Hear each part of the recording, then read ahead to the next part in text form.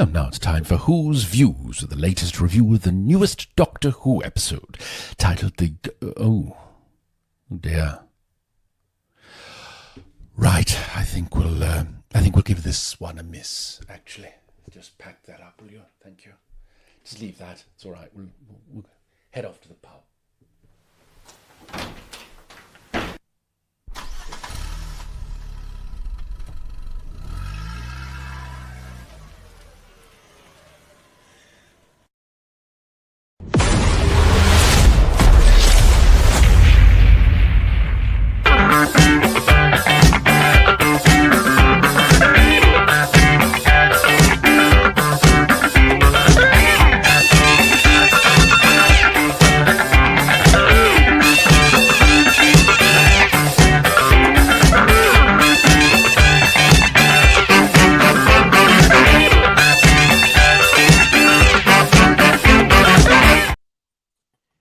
Yet again, Doctor Who is saved, everybody. Can you see it? Can you see it? Can you hear it? Yeah, 2.57 million on the overnights for the Interstellar Song Contest. Welcome back to Who's Views, everybody. As you can see, I'm here with Kirsty, I'm here with Paul, I'm here with Jodie, the third Doctor Ian, and Emilio. And what another day for Doctor Who. The ratings are going up and up every week now, aren't they? Yeah. Yeah, people must stop leaving the TVs on afterwards, after the program. Yeah. Oh, the fuss today, though, Who viewers, have you seen it? Again, like last week for the boring, what was it called? The story in the engine. Not the boring time. The story in the engine, that the fuss for that was last week, plus it was mixed with all the accusations and all the nonsense. This week, Interstellar Song Contest, well, they're saying that this is it, it's going up, They're so excited, aren't they, these people? But let me just tell the bedwetters out there, calm down, because it still didn't beat 73 yards last year, which got 2.62 million, and which was one of the highest, or the highest, of last year. And in context as well, the figures I've got for this is the FA Cup final received 11.6 million. Doctor Who got 2.57 million, and then Eurovision got 6.7 million, which in itself, according to Bedouin, our ratings expert, was down 7.6 million on last year. What does that tell you all, everybody? There's no beginning to the talent. I don't know. Yeah, it just says it's nothing to celebrate. This is Doctor Who, and they're celebrating under 3 million for an overnight. I think it's still a very sad state of affairs. It certainly is. Yeah. Yeah. Well, if you're a regular viewer to this channel, you'll know I did not watch this edition last night. So I am really excited about this particular show because Kirsty, Paul, Jodie, Third Doctor Ian, and Amelia are going to be telling me all about this cracking, rating-busting episode. And so are you. Miss much. Yeah, so are you in the chat. I want to know what you guys were all thinking of this as well. So, isn't it exciting, everybody? I know it is. Great to see you all in the chat, everybody. Thank you for joining us. Bill Larry saying, JT, you and millions of others didn't tune in. What else? It looks here. And Rocky O is saying to us quite something here. Got to love the two Ronnies. So it means me and Paul, but I was thinking the two Ronnies. That's what I put in my heading there. If you may have noticed, that's a reference for the oldies in the chat, basically. Yeah. Kirsty and Amelia, just Google them, could you please? Thanks. You're fine. I'm fine. I know them. I know that reference. Lots of you in the chat already telling us about things here. Look, everybody's here. Hello to Derek as well. Josh Haight saying it was a masterpiece. It was basically Shakespearean. Are you taking the little P out, Justy? Are you little JT? Are you really? Thank you, Josh. What have we got here as well? It was awful, said Joe Parker. I've not seen it either. I love spoilers. I'm sure you're going to get them all in this one. Mrs. Lisa Pertwee saying, I'm so happy you didn't watch it yesterday, JT. Well, there we go. And it was worth watching for Doogadoo. Doogadoo. I'm sure we're going to be coming to that very shortly. We're going to be telling me about Doogadoo. But keep your chats coming, everybody. It's great to see you. We're going to get to that. Mark McIntosh saying the worst episode ever. That's really saying something, Mark. Well, since last week, surely not. It's definitely not the worst. Sorry. Okay. Well, Space Babies, Jodie. I'm telling you that honestly. Really. I can't get over Space Babies, and I never will. Well, according to what I've been reading today, as I read the synopsis for this thing last night, Space Babies is very important to what goes on in the next 2 episodes. So I really don't care then. I loathe Space Watch Babies. out for Captain Poppy's return. Yay. I just loathe it. We've got all that coming up. Wasn't just, of course, Doctor Who fans that were celebrating this slight increase today. It was, of course, the writer himself. It's Juno Dawson. I was thinking about this today as well. I mean, this is a show that really did benefit. It followed the FA Cup final. It was on before the Eurovision. And it was a great time slot. I would have expected it to do better with the Cup final and the Eurovision. Such a shame. But he has been celebrating today with these from Kirsty found on the Instagram for him. You can see something there on that one on the left. Kate Jewett, consider yourself a sex symbol, Miss Winehouse. And then Amy Winehouse responds, only to gays. I don't know where he's getting that idea that he's anything to do with us. And he says here, me, after writing a Eurovision-themed episode of Doctor Who to air on Eurovision night. And on the far right there, we can't say that. There's Charlie Kondo, who in last night's episode, of course, he's known for Coronation Street. Thing that he had, had the photos taken with the iconic Juno Dawson. Iconic, yeah, right, okay. But yeah, the middle thing there that has a nail painting emoji. And young people TikTok talk. That can be I'm getting my nails done, but also a flex that I've done really good, and that girls are. A girl thing. I have to say, I'm offended by any emojis. Okay, I'm just saying that now. Okay. Yeah. Emojis That's out. Passive aggressive. You ask me. Well, do you know what? Let him celebrate, because there's nothing to celebrate really, because he benefited from 2 shows before and after him, and also it didn't beat 73 yards. So anyway, more of that. We played this little thing, if you're new to the show, called the ratings game. This is what the panel went for last week. Paul went lower with 0. Ian went lower with 1.28. Kirsty went lower with 1.42. Amelia went with 1.4, and I went with 0 as well, because Paul and I actually thought that the football may go into extra time. Yeah, we were delusional, GT, weren't we? Just be honest. I think we were hopeful. We were hopeful, but there we go. But as ever, none of you won. None of you won. And there was a fabulous prize on offer for you if you had one today. Let's see what you could have won. Yes, you could have won this state-of-the-art caravan.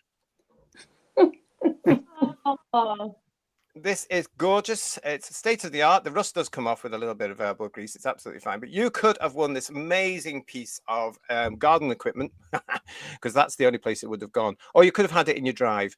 But you didn't win it, so never mind. Off it goes. Wheel it off. Bye, bye, bye. Can I ask, can the budget stretch to a speedboat for the finale? Would that be allowed? You never know. Okay. You never know what you could have won here. Let's get into this then. Again, I've got a few questions. I can't wait to see what you guys in the chat and what the panel are going to tell me, but I have to start off with one big question. What the hell are these? Are these really? People like mana, in my opinion. I thought that when I saw them, I thought, are these puppets? Were they actually puppets then? That was the reference the person made in the chat about they're an entry into the Interstellar contest. Yeah. I don't think they were meant to be puppets. I think they were meant to be aliens, but they reminded me of mana. Yeah. Except not as funny, really. No. Or not as catchy. Nothing's as funny as mana. No. You just have to look at them and see that this was clearly, without any shadow of a doubt, the most expensive episode of Doctor Who ever. When in Destiny of the Daleks, when Tom Baker was hiding from the Daleks and he put his hand over there and found a little blob of slime, which you could buy as a toy in those days. You could get this stuff called slime in a carton. This is for Kirsty and Emilio, because obviously this is centuries before they were even conceived. You got things in it too.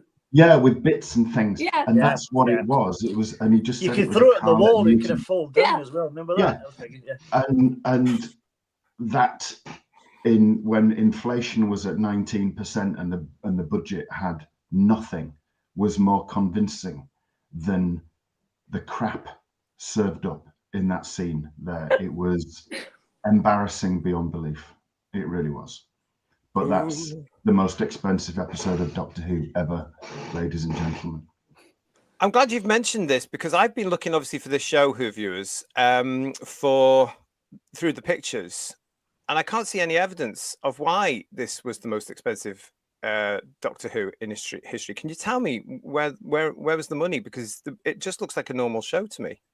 It's like you've had a telesnap reconstruction, haven't you? To be honest, you don't know what's been going on. So, I think all the money was spent on the space station thing, and the bit where all the people died. That was shot really well. That's probably the best part of it in terms of the visuals. But that's probably what went all the crowd scenes and all the space station stuff. Probably, I think. I mean, that would have had impact, wouldn't it, had they actually died? Yes. But of course, this is RTD. This is RTD Who, isn't it? So they all got brought back to life again. They just got frozen instead. Yeah. Because it's Disneyland, isn't it? So they don't die. Nobody dies. Okay. Can I say something quite controversial? Yeah. There were bits of this I really liked. Which bits? Okay, I'm going to be right. I hated By Generation. I loathe that. I can't stand it at all. I agree with you about the bringing back everybody's life bits. Yeah, that was pretty dreadful. But there were glimmerings of hope in places that I just thought it was a shame actually, because the Eurovision is cheesy, so they got the cheesiness right. They certainly did that well. And I thought they also did the bits with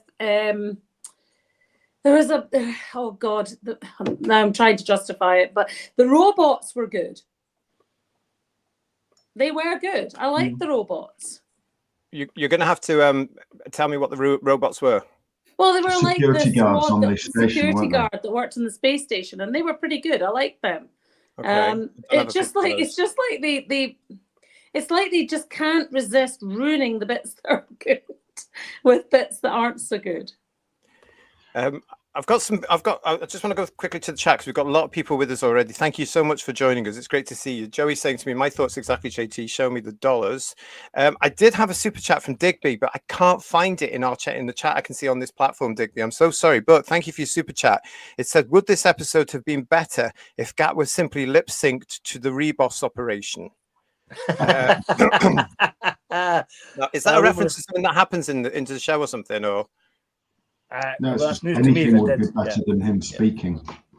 But right, okay. One of the bits I really liked was they did the bit with Kid, with the Hellions, and they had the fact that their planet had been destroyed by the greedy corporation. That smacked me a wee bit of like Aliens, when the corporation guy was on the sort of to stop everything getting out, if you like. Remember that bit about Aliens? I liked that bit, and there was a kind of an element of that did work. That I felt worked. The bit that didn't work for me at all was the bit that the Doctor had his planet destroyed, Gallifrey, and lost everybody, and he had absolutely zero empathy for Kid. Entirely. That didn't work for me. To be fair, though, I couldn't take Kid seriously, mainly because maybe not, but that's another argument. The mullet and the horns just of that. Really? I mean, I know. Right. I know. Okay. Honestly, what you're talking about here is this guy here. Yeah, but the girl was good. Well, he's a cracking actor. This is Freddie Fox, everyone. Is that one of the robots you've just been talking about in the background? Yeah, that's right. Yeah. Oh, well, I just thought it was another sort of leather fetish freak. No, Richard loved the robots. Okay, so they're robots. Not quite as good as Caves of Androzani. Gilliam, thank you so much for your super chat. I've only got 5 words to say about this episode. Bloody hell, Carol Ann Ford. Thank you for that. Yeah, we're going to be talking about Carol Ann Ford's return as Susan, I am sure, in the show, as we've got a lot of time to get through. So I'm sure we're going to be talking about that. But thank you very much. Forbidden Man is saying to us, I bet it was camp. Yes. It was really camp. They even referred to it as camp, didn't they? They actually said it's camp. JT, after the first super chat, we also had one from Sean Kesey as well. All right. Do you want to read that out? I'm sorry, the chat has gone so quickly, everybody. It's gone really quick, hasn't it? We had there's a lot of £5 you chatting, so I can't see them all. So I'm scrolling up and down on the platform here to try and find everything. If you've got it, just please. after Digby, but it was Sean Kesey, £5. Thank you, Sean. Never been so underwhelmed. Cliffhanger to turn left gave me goosebumps. This nothing, absolutely nothing. The Rani meh. Keep up the fab show. Very kind. Oh, well, thank you very much. I just saw someone saying, please don't compare this diarrhea to Aliens. Yeah. I wasn't really. I mean, there's no comparison. That's been unkind to diarrhea, Jodie, I'm telling you. I was trying to say, I think he stole elements of it from that. It just didn't come off quite the way it should have. Diarrhea gives you quality alone time, though, doesn't it? You know, you can't do anything else. You just sit. And there, if you take some Diacam, Ian, it might go away. But this is going to be here forever. This will destroy it. You know, they might do it, but you didn't have that with this, did you? No. Our John is saying to us, Ian, the effects rant with the bubble wrapping arc in space here. Frank Oz should contact his lawyer, says Julianne. Maybe that's where the budget went. They had to get copyright for Muppets in the show. I don't know. Maybe that's what happened. Yeah. And Smiley people saying to us, them sock puppets were brilliant actors, much better than the Doctor. I listened to Shakin' Stevens after it, so I could distress up how boring it all was. Oh, again, it's not getting. Did anybody in the chat like it? If you did, so I can try and keep up with you in the chat. But I liked it, and then tell me why, so I can see you. Moriarty's with us saying all the extras ate up the crony cash. And then something I don't understand here from Josh. Even the baddies didn't die; they just got arrested. No, that's different. Yeah, but after they've been tortured first, though, obviously. Arrested and tortured by the Doctor. I want to come to that because that's a big part of the show. And we've got an article about that because that's actually shaken a lot of people up, hasn't it? That one. Yes. What we get. But it was like they didn't end the story of those two properly. That is becoming more and more a feature of Doctor Who at the moment. That they don't complete things because they don't have the time. Yeah. And that's frustrating because I just think, I don't know. I just wanted to know what happened to them more than anything else in the story last night. In all honesty. Well, he was white, so he would have been executed. Yeah, I'm sure, but I do think there's a morality to that was like questionable because of what had been done to their planet. And I'm not saying what he was going to do was right, but I do think the way that the Doctor ploughed in and took not the side of the corporation, but I don't know. I really struggled with it. It just, to me, didn't feel like how Doctor would have played it in the past. The Doctor would not have played it like that. I just no. So let me get this into context. What was Kid going to do? He was going to basically kill everyone that watched the Interstellar Song Contest. Well, that's very relatable. One of my children actually said after they explained what he'd done to his planet. One of my kids actually went, "I think that's fair enough." Do you remember in Parting of the Ways? I would keep an eye on that, Jodie, if I were you. Yeah, I was a bit like, okay. Do you remember in Parting of the Ways, the Doctor had created this delta wave to get rid of the Daleks, but the problem was everybody on the facing side of the Earth would have been killed as well. Basically, he had a delta wave as well, but I think it was just going out in all directions and was going to get everything because, God forbid, an original idea. And so he was using this and he was going to kill 3.8 trillion people, apparently. So for that, the Doctor thought, he can... You follow on from what he said to that moron in the Ruby episode where he said he was going to turn to ash or dust or whatever. Yeah. This time he was going to watch him freeze to death in space, and skin. And you've got to remember, this is supposed to be the same character as played by Capaldi and played by Tennant. You remember Davros in the Dalek two-parter. They were going to create the reality bomb that was going to destroy absolutely every living non-Dalek thing in the universe, way more than 3.8 trillion people. And later on, the Capaldi Doctor showed Davros mercy, and yet here he tortures him. and he really tortures him. And he goes to town on torturing him. And I think he actually gets off on torturing him because he makes this big thing about, you've put ice in my heart and you know it's still there, and all this kind of thing. And that is not, you go back to Terrence Dicks, never cowardly, never cruel, and all this kind of thing. And Capaldi even used those lines in the series itself: never cowardly, never cruel, and all this bit. And that was cowardly, and that was cruel, and that was not the Doctor. But then Gatwa isn't, and this series isn't, is it? Really? No. I need to. Let me just go. Sorry, Kirst. Just 2 seconds. Let me just say thank you very much to Who Janus for your super chat. Camper than Christmas at Liberace's house. He said, "Thank you so much for that." That's going some. Yes. We've also got a super chat from Andy Radar. Thank you very much, Andy. I liked the analogy with the Hellions. What's this? Yeah. Hellions. How do I say it? Hellions. Yeah, they could have put the whole Hellions. title and it'd be even more obvious, wouldn't it? Let's Right. watch who they're meant to be. Although not overly subtle and very familiar. You'll have to explain to me how in a minute, guys. However, in hindsight, it gave very mixed messages and lacked proper development. I It would was agree. also wrapped in garbage. Hayden is joining us. Hayden 2012. Sorry, nice to see you, Hayden. It's good to have you here. Thank you very much for joining us on Who's Views.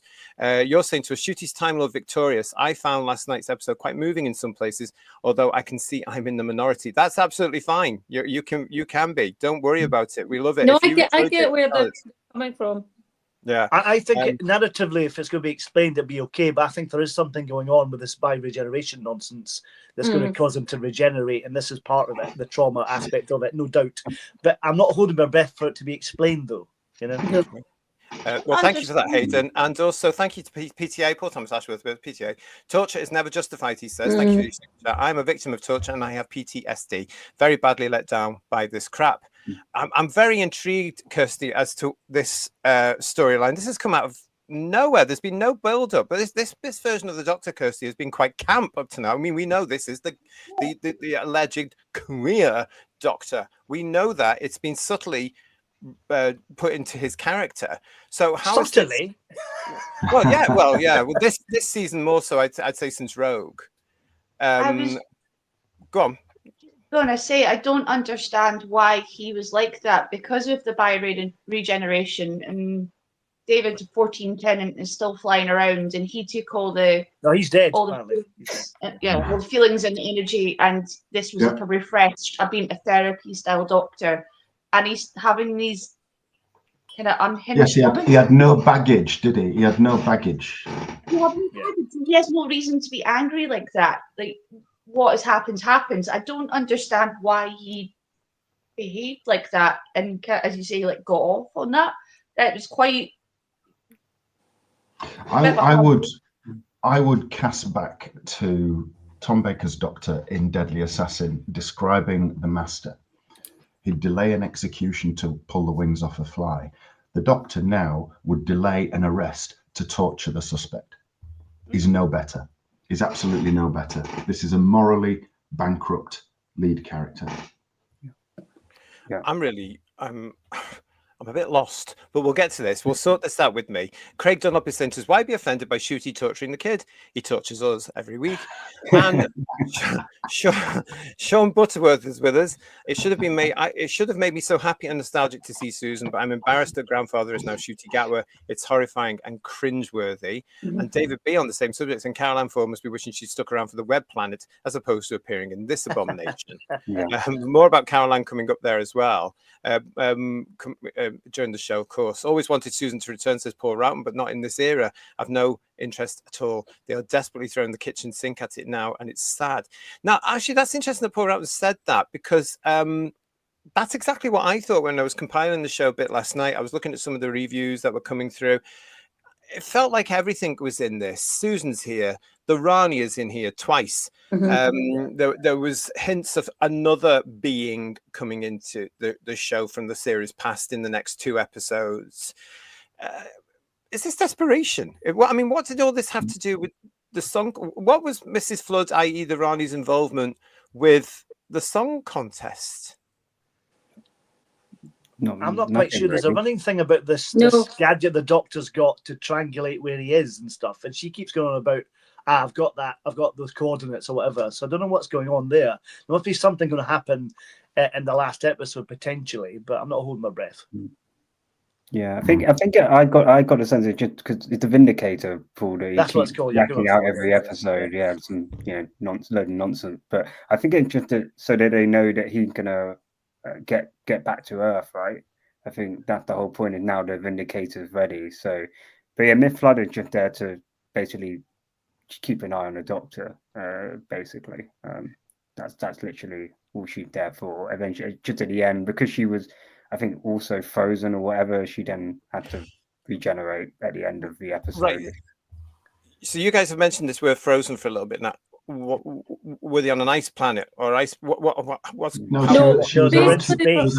on a space station, and they removed the bubble that seals it in from space, so everybody went shooting off. So that's what this is about.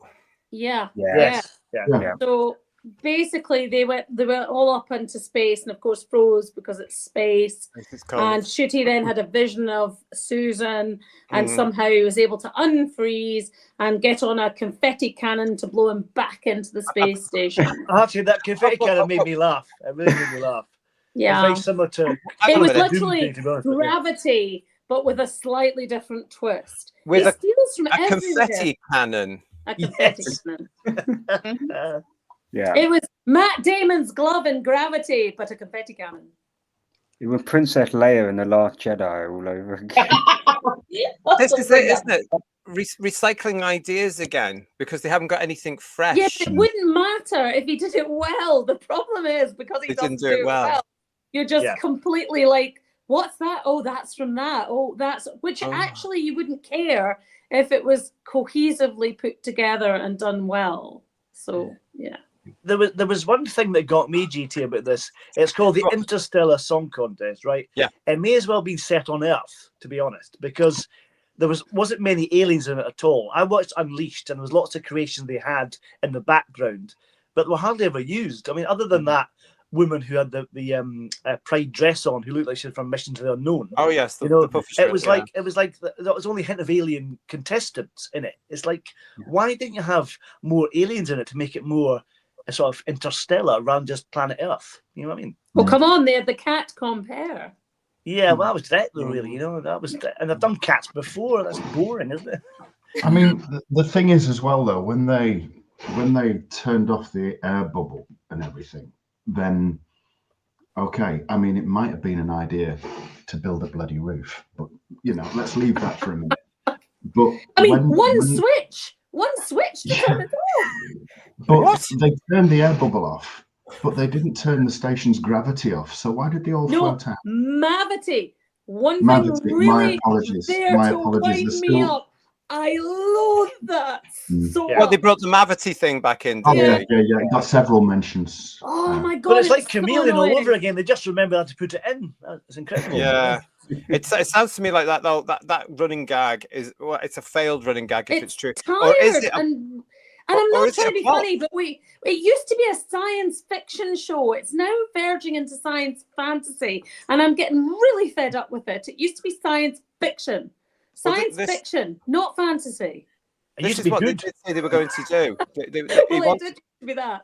He did say back in 2023 when it was announced he was coming out, he wanted to take it more into fantasy rather than science fiction because, of course, science fiction is problematic to the audience they want to watch the show because science fiction can include horror and frightening people. And they don't want that, do they? That's what Russell does not want. It's such a mistake because, in my opinion, it really used to appeal to I think a marginalised group of society, the like STEM subjects that were geeky and didn't fit in, you know, and a lot of television was not geared towards that group of people.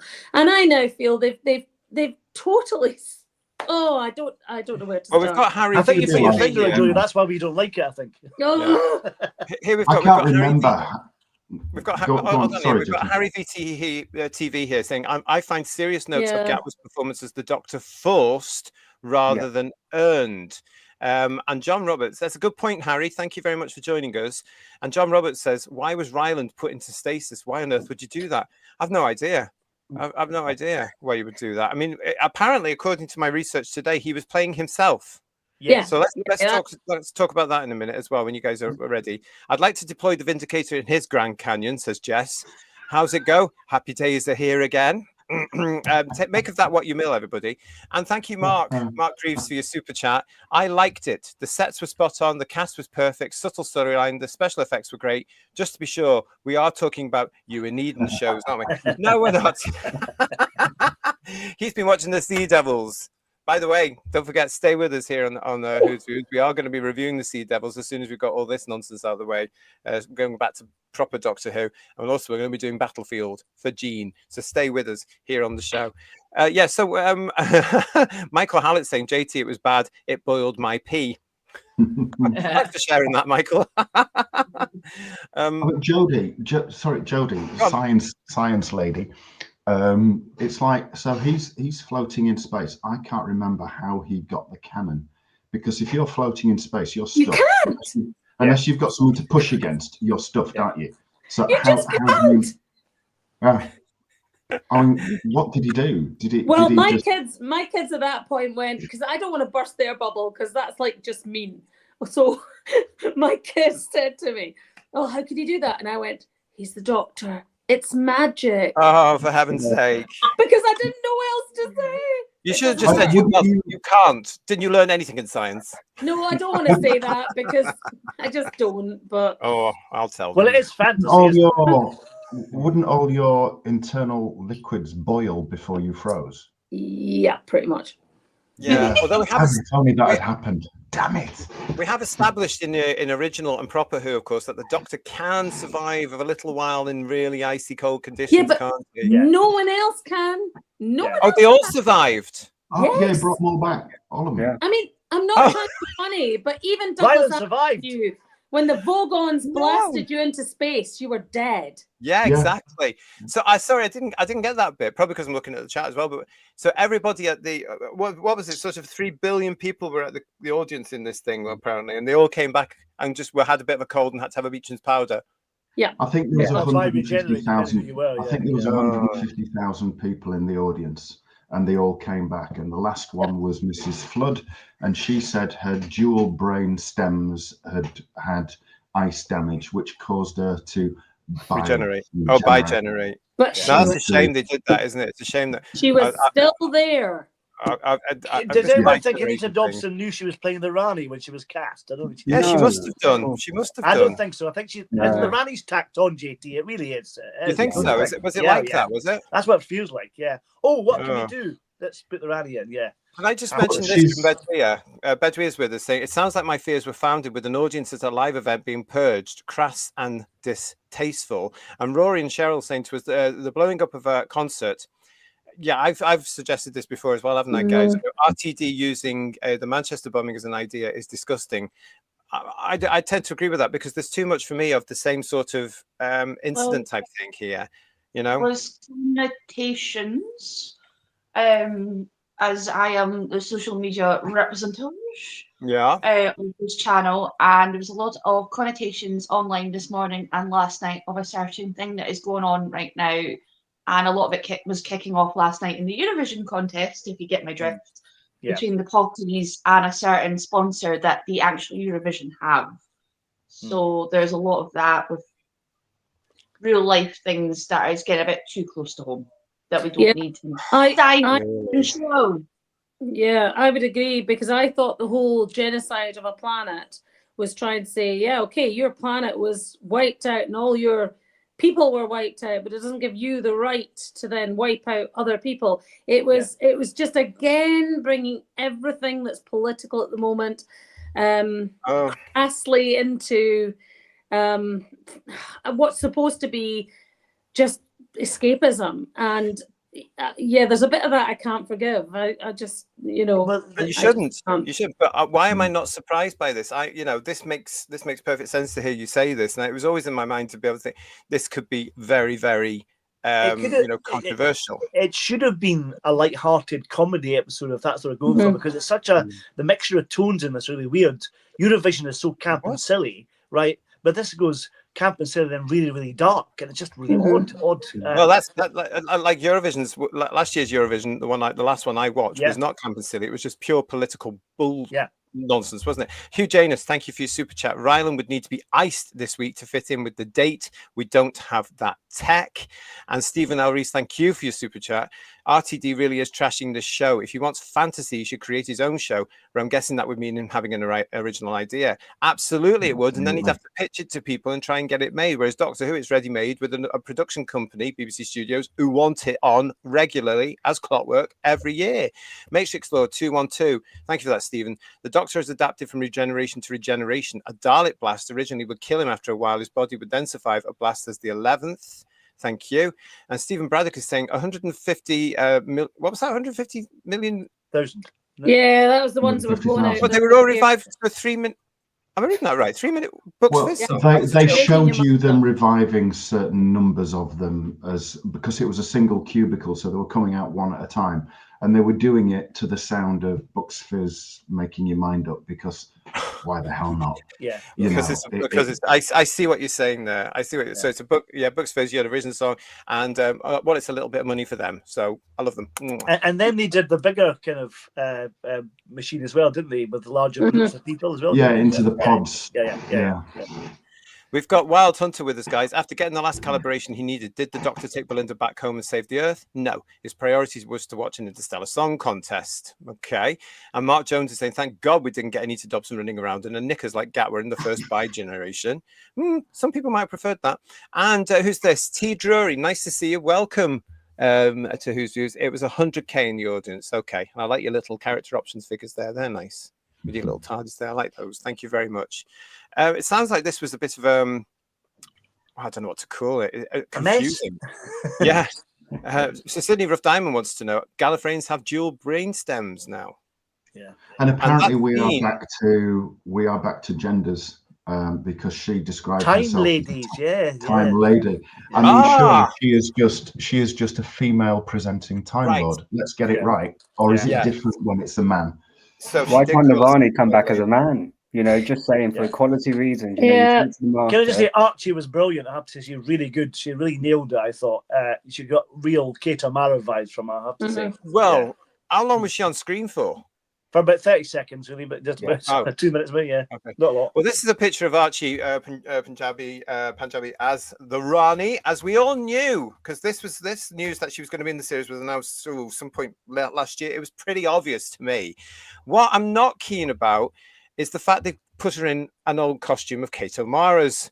Now, I get it, but I don't know. I think I'll watch it next week and we'll see, but I'm just glad she's got it. As I said on the headlines the other day, if anyone was going to play the Rani in this day and age, I would have gone for her as well. That is superb casting. She's a great actress.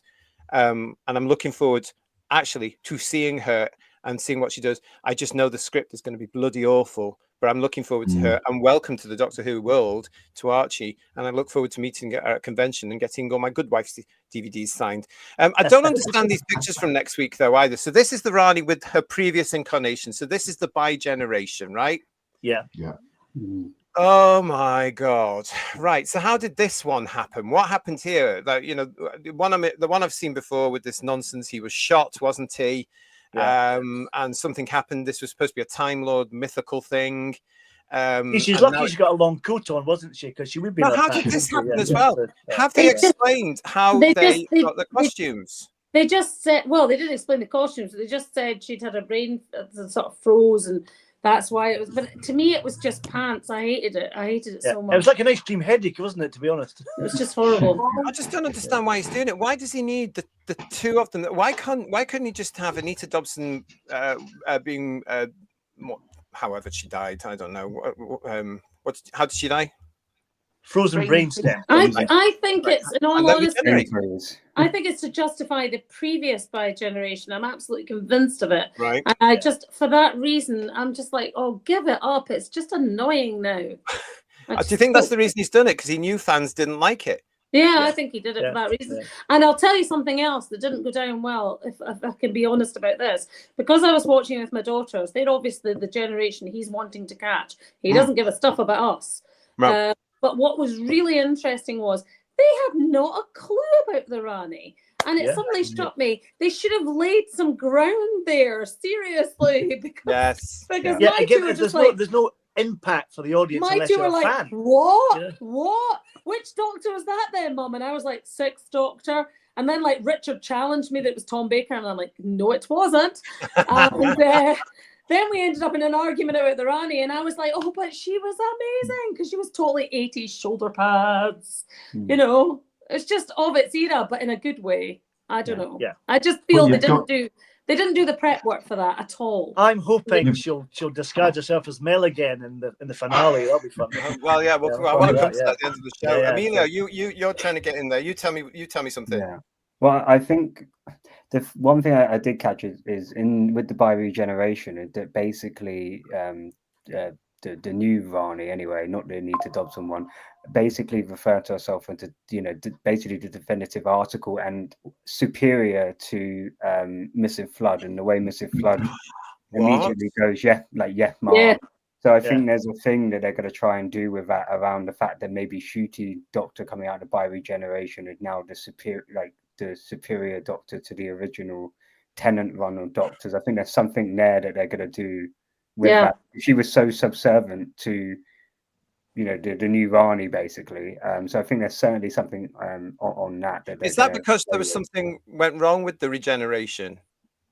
I don't know. They're definitely going to make out that one is going to be more superior than the other, and I'd probably try and relate that to the Shooty.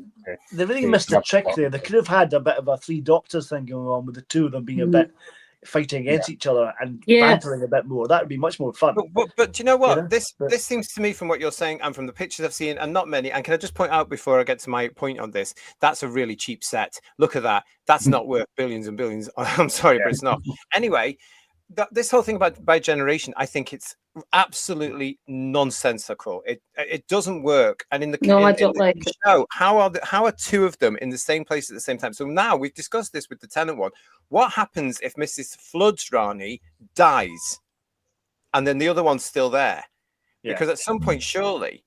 I mean, I don't understand how this goes on, and why would she suddenly be subservient? She's still the Rani, so that's Kate O'Mara's Rani. That's eventually regenerated into Anita Dobson's version of the show. This is getting really, really ridiculous, isn't it, everybody? Why don't they think these things?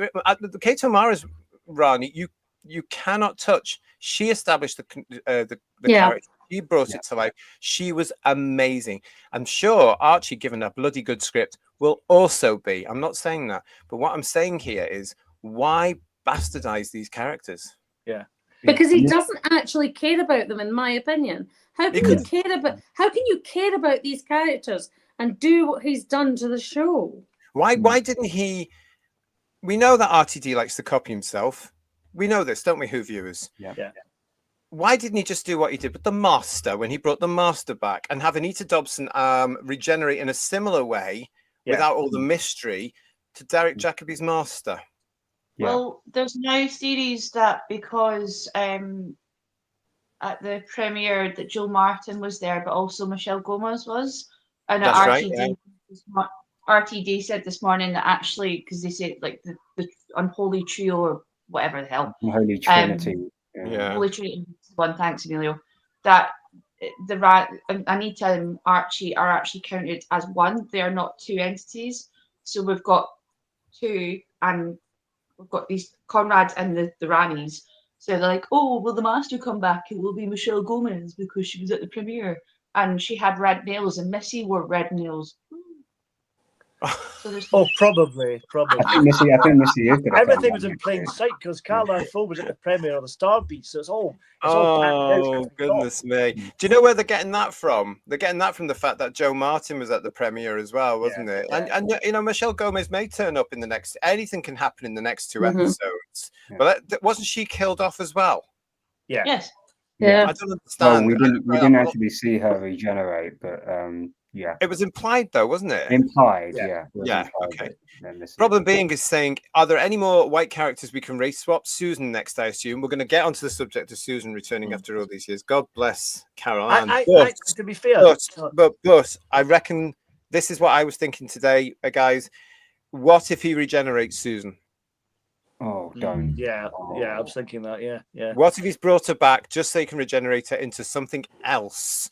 It could be anything these days, couldn't it? Really? Yeah. Well, I would hate that personally. Carol Ann is, and it was never established that Susan could regenerate because it was never established she was a Time Lord. She's a Gallifreyan. We know that, but we don't know if she was a Time Lord. Do you remember that story in the 20th anniversary of Radio Time special that Eric Seymour wrote, that she was a princess of something? She wasn't Gallifreyan, and I think the Doctor tried to rescue her. I reckon there's going to be some tie into the bloody Timeless Children or something like that. And Susan will be the Timeless Child. Yeah, that's why. Either that, or she'll come along, Paul, and she'll say, "Remember when we left Gallifrey when you were that big black woman?" Yeah, probably, yeah.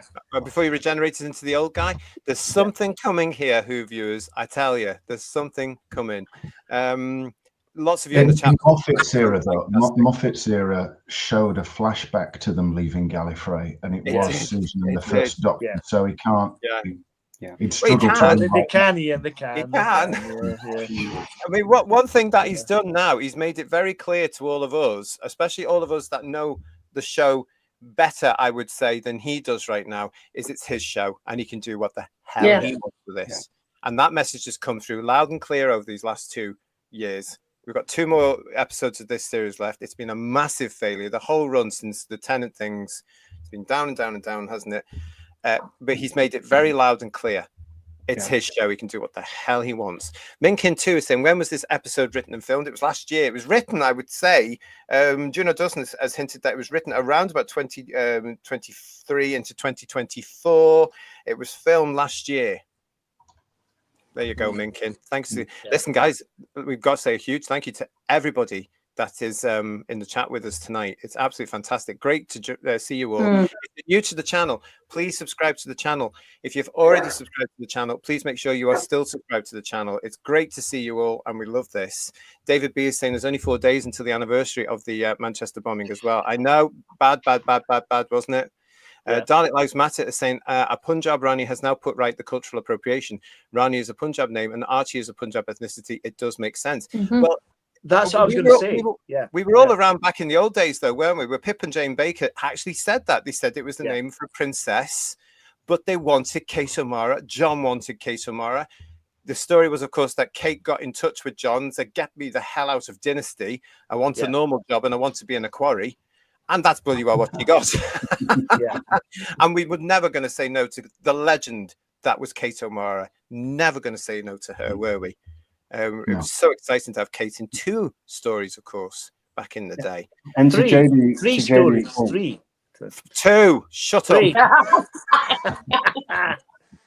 is, of course, referring to my favourite story, yes. God.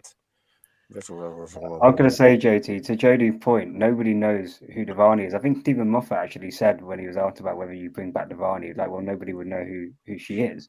And the only reason, I think the reason why the Master works so well, probably because he's, as a character, more iconic in Doctor Who's history, but also because the whole setup in Utopia is basically builds really well up to that. And the fact that it's really about the fact that the Doctor maybe not the last of his kind, and it's using that story arc that's already been built to then reveal the Master, and then you basically find out in the next episode in The Sound of Drums a bit of a backstory on the Master for a new audience. This, again, it's going to show the lazy writing approach that RTD has, that he doesn't even bother to try and do that this time. He basically has gone down the fantasy direction, I believe, because it means that he no longer has to follow a logic to what you have to do in a sci-fi show, which allows him to be lazy and just do what the hell he thinks he does without actually putting the effort in to draw the dots. And that's ultimately, I think, nobody who's new to watching this is going to give it an absolute crap who Devani is. Like, what? You get to the end of the episode, you're like, wait, who's Devani? Like, there might be this week. Stay with us here on Who's Views, because this week I will be deliberately looking through the public TV listing magazines that are available in the UK for some sort of introduction to the Rani for anyone that's going to stay over into the next episode next week. So we'll be looking at that this week in headlines. But you're right there. But it was actually RTD as well that said right at the beginning when this thing came back, the reason he brought the Master back is because back then the British public knew who the Master was. The Master was so successful in the 70s with the late, great Roger Delgado that a whole generation or two knew the Master.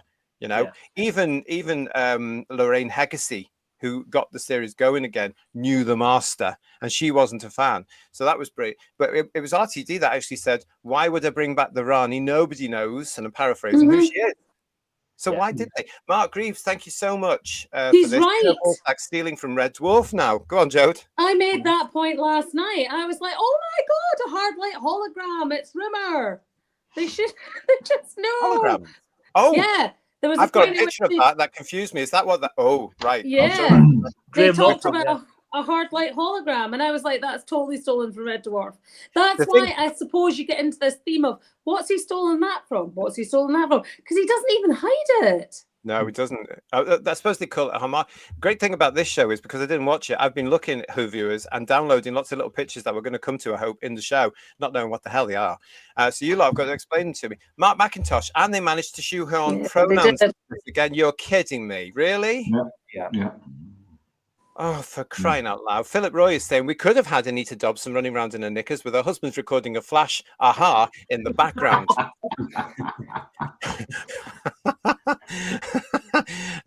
Jess is saying to us, future Doctor Who has to have Conrad as the new version of the Master.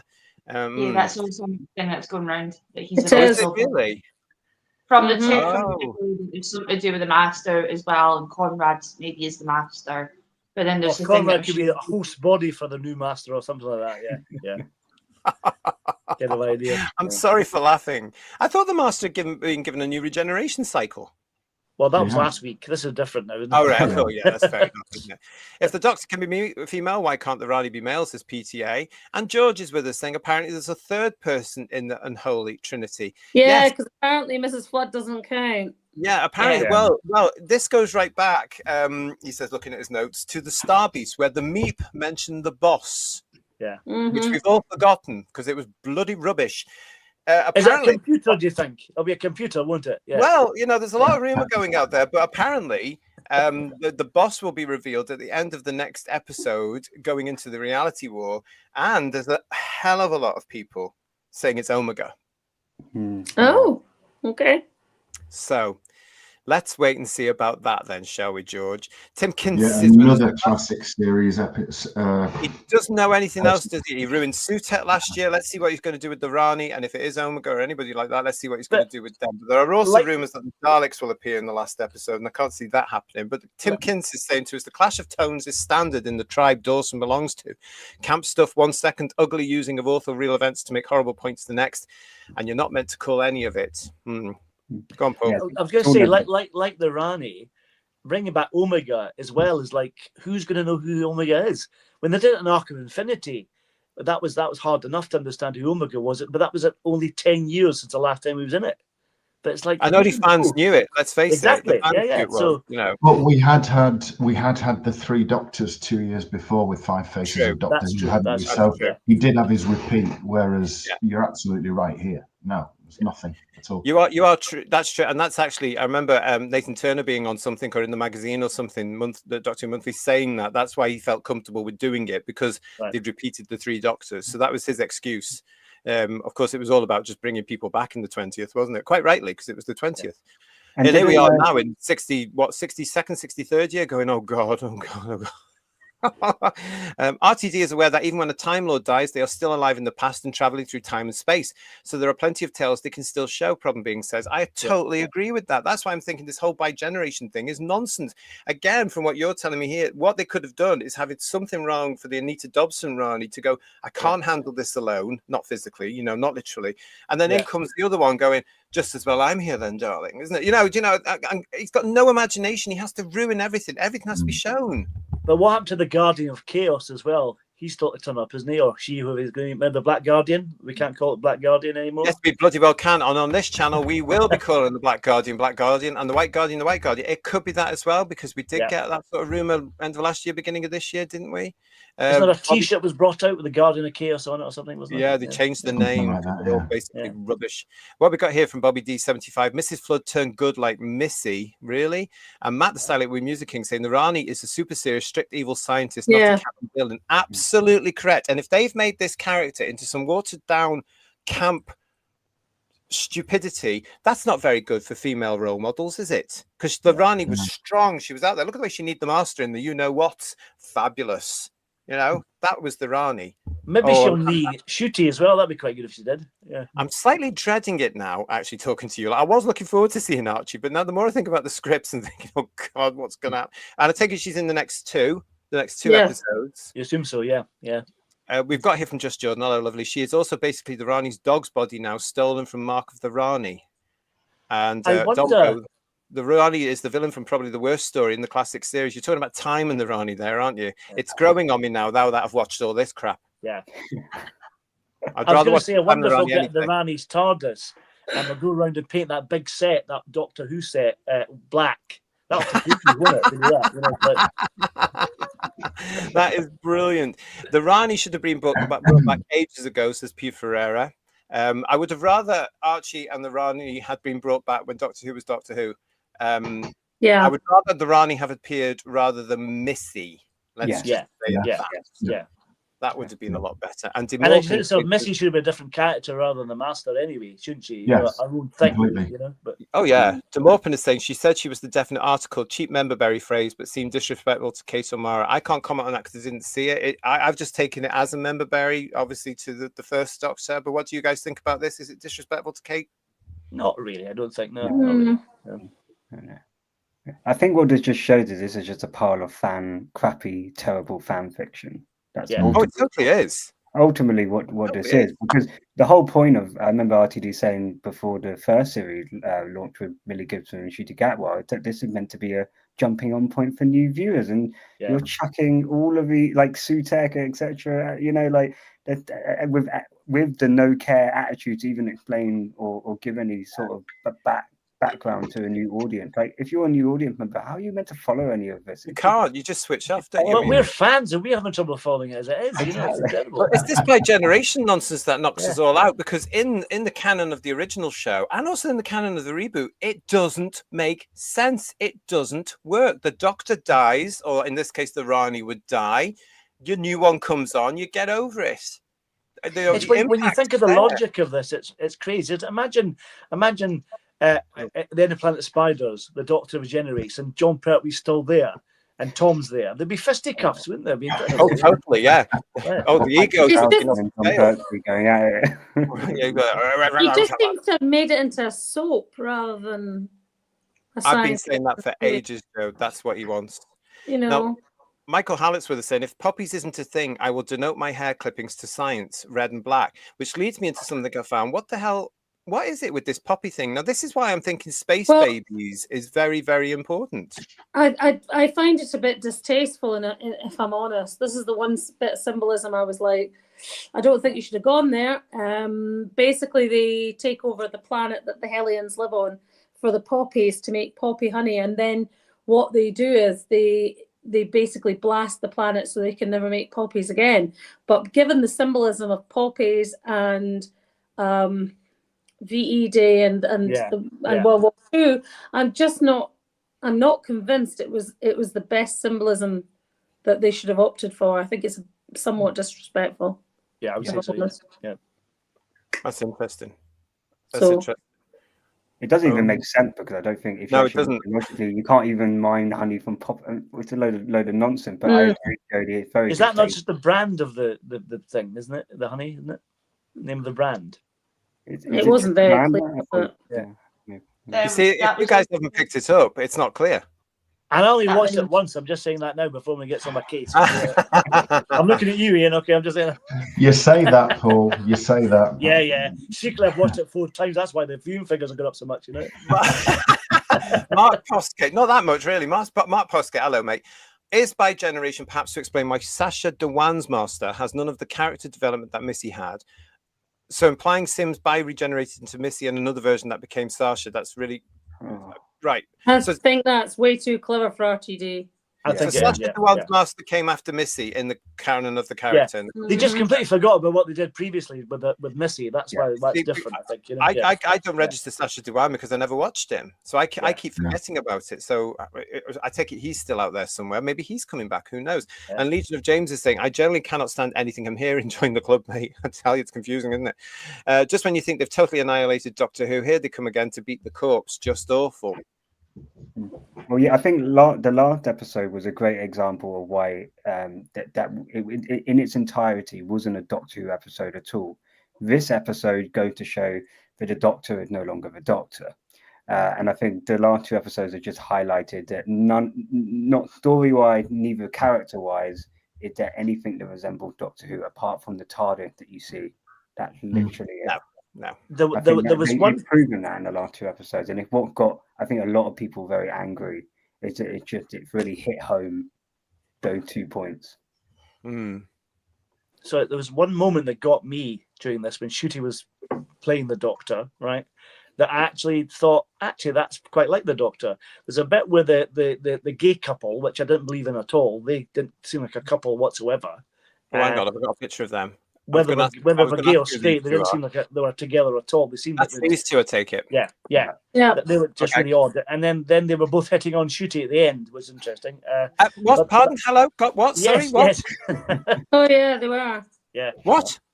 Yeah. No, we're both desperately making a play for his attentions. I'd do anything for you. Yeah.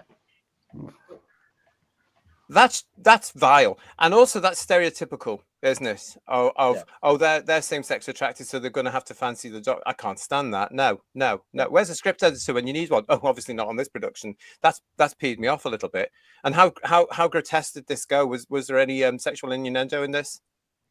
Well, there was a hint of, they both fancied Shooty, and they'd do anything for him, basically, and they were just showing their affection for him. Nothing more than that, but it was just really, really awful and cheesy. But it was, again, a stereotypical thing about a gay couple coming to Eurovision, as well. It's all kind of very, very sort of stereotypical. But the bit I was going to say about was the Doctor. There's a bit where everything goes tits up and everyone's in space or whatever, and they need help to fix it. And someone said, we need a really extraordinary genius of a person to fix it. And Shooty says, hello, I'm the Doctor, and gives a big smile like Tom. And that was lovely. But the rest of it was awful. But he was, at that moment, I thought that was really nice. Probably no one agrees with that, Tom, I'm saying there. No, that was. You know what I mean? It was well played. That was quite nice. Yeah. You've got 1 second, Paul, in how many episodes? 1 second in 60 episodes. That's not bad. Again, it goes back to the fact that they really made a huge error in sexualizing the Doctor in the first place. He's meant to be an alien. He's not. And when I was little, for me, he was someone who was incredibly safe because that aspect of him, rightly or wrongly, just didn't exist. And for a lot of kids, that actually makes someone very, very safe because, unfortunately, that isn't the world we live in. And I don't think we need to have that in Doctor Who, in my opinion. Yeah. There's a quote that Tom says about, when he was a doctor, not talking to strangers didn't apply to him because people trusted him. And that's the way it should be. It's absolutely sure. The truth is up there with the time, mate. I didn't watch it, haven't since last season. This business with Mrs. Flood as the Rani sounds like an afterthought. The groundwork just hasn't been there. Has there? No, there hasn't. When you've got the usual amount of episodes that they used to have, which were 13, this could be built up and built up and built up, or they could have played it. As I said earlier, why didn't he just copy his Utopia script if he wanted to do that? That was saving some of the work and done the reveal at the end, which had the dramatic impact that because people were very genuinely, oh my god. Remember on that night, that Saturday night, they brought the master back with Derek Jacobi. That was and the way superb. he played it, classic, superb. It was. Where everybody what they've done with Mrs. Flood, though, is that they've done exactly the same as Moffat did with Missy. She would appear at the end of every single episode. And then was the reveal, and he's just done the same here through the last 2 series. He's copied again. There's not an ounce of originality at all. Our lovely viewers are agreeing with you guys. A lot of agreement, I have to say. RD Animation is saying the bioregeneration idea is rubbish and farcical. Paul Rose is saying nothing makes sense. Canon is destroyed. Everything is woke. It applies to this, and expect the next 2 episodes. I'm actually thinking now the next 2 episodes are going to be absolutely awful. And I was really looking forward to seeing Archie as the Rani. RTD has just filled the show with, yes, fan language most viewers will not understand, says R. John. This is contributing to the drop in ratings. And Just Jordan saying to us, this is all from the person with red nails that picks up the tooth. Yeah, which was a copy, of course, from the 2017 series, wasn't it? Is that right? Or was it 16? I can't remember. Same thing, JT. They built Derek up, and then when they got exciting, they swapped him. Highly insulting to these actors. Oh, and JFOs were saying RTD was very happy putting Shooty in his pants for the bioregeneration, but when it comes to the Rani, the rules of the clothes don't apply, proving he has a thing for Shooty, allegedly. We'll just it's double standards. That's what they're saying. Yeah, I agree with it that. is, isn't it? Yeah. Hello to Sally. Hi, Sally Wagonblatt. How are you? Regeneration doesn't exist anymore in this pile of a 6 show. And I don't understand why. I just don't understand why. But I have to say to you all, you maybe were not the only ones that were disappointed. And this is coming from an old friend of ours here on the channel. I want you to have a look at what Asaya has been saying about this particular episode in the Metro. Doctor Who's new episode left me disturbed for all the wrong reasons, says Asaya. Hello to her from the metro.co.uk. Shooty Gatwa's second season as the Doctor opposite Verada Setu's reluctant companion Belinda is almost at an end, with only the 2-part finale to go. But after a strong season filled with some of the show's best run of episodes for a long time, Juno Dawson's The Interstellar Song Contest left me feeling all kinds of confused and uncomfortable. It is a vital episode for more than one reason. Not only do we see Mrs. Flood once more, but also in a major reveal, the Doctor's granddaughter, Susan Foreman, appears to him in frantic and yet unexplained visions, pleading for him to find her. Aside from a brief cameo in 2013's The Name of the Doctor, the character's last on-screen appearance was in a 1965 episode, haha Paul, making this a huge twist ahead of the finale, where she will no doubt play a bigger role. She has, of course, forgotten 1983 there. However, the Doctor's strange dismissal of the visions set a shaky tone for the episode, which was clearly trying to tie up as many pre-finale threads as possible, while also providing a main episode plot. And I'm not sure it quite got the balance right. Of course, by the end, we have a hologram Graham Norton delivering the news to our time-traveling duo that the Earth ceased to exist on May the 24th, 2025, as they run back into the TARDIS in an attempt to return the doors explode off their hinges. I want to know a bit more about this shortly. A suitably dramatic conclusion to the episode as we finally face the season's big bad next week. Slightly clunky plot mechanics aside, there was another element of this episode that left me feeling deeply unsettled. And that was the Doctor's attitude towards the villain Kid, played by Freddie Fox. As a cryogenically unfrozen Rylan kicks off the intergalactic version of the Eurovision Song Contest, Kid takes the program controller hostage, banishes the audience to die in outer space, and sets in motion a plan to kill all 3 trillion viewers at home. Although he initially comes off as a fearsome, terribly even villain, we are soon provided the context that his race, the Hellions, have been systematically abused, killed, and discriminated against by the rest of the universe. I'm seeing a message here, guys. There's no denying the red-hot parallels to the widespread protest over Israel's inclusion in this year's Eurovision and the reiteration that the contest is not political. Given the context, it was extremely alarming and disturbing to watch the Doctor confront Kid and immediately begin to torture him in a display of heartlessness that is never fully explained in the lead-up or the fallout. Belinda, who shows far more sympathy for this race's plight, manages to stop him from going all the way, and he only justifies his behavior by saying he was blinded by his rage given the slaughter of the Time Lords. No offense, but this is something the Doctor has grappled with since the start of the reboot, not to mention dedicating an entire regeneration for healing and therapy, and has only been driven to the level of cruelty by his mortal enemy, the Daleks. What's more, even when the Doctor discovers the full context of Kid's violent actions, he shows no interest in appealing to anyone left within him or helping his race. He just sends him to prison without a second glance. Despite the good intentions of the episode ultimately felt like it bit off more than it could chew. It's a horrid move for this Doctor's characterization, who has shown more kindness to literal racists. Even Lucky Day conspiracy theorist Conrad got away with a bit of a scolding. In a typical Doctor Who ending, another member of the wronged race, Cora, brings people together through the power of a song, of good grief, and an ending I imagine many will be left unsatisfied with, but seems to offer some redemption. I'm glad at least we see some acknowledgement of the Hellion struggle and how important it is to give them a voice. And the Doctor showed some remorse at how cruelly he displayed. Elsewhere, the episode also suffers from sheer lack of time we spent with these characters given the shortened season. At one point, Belinda declares she has never seen the Doctor so angry, despite seeing him filled with rage in just the last episode. But her deep understanding of the Doctor is difficult to believe since we've only seen them together 5 times. Overall, it's a wobbly inclusion in an otherwise strong season.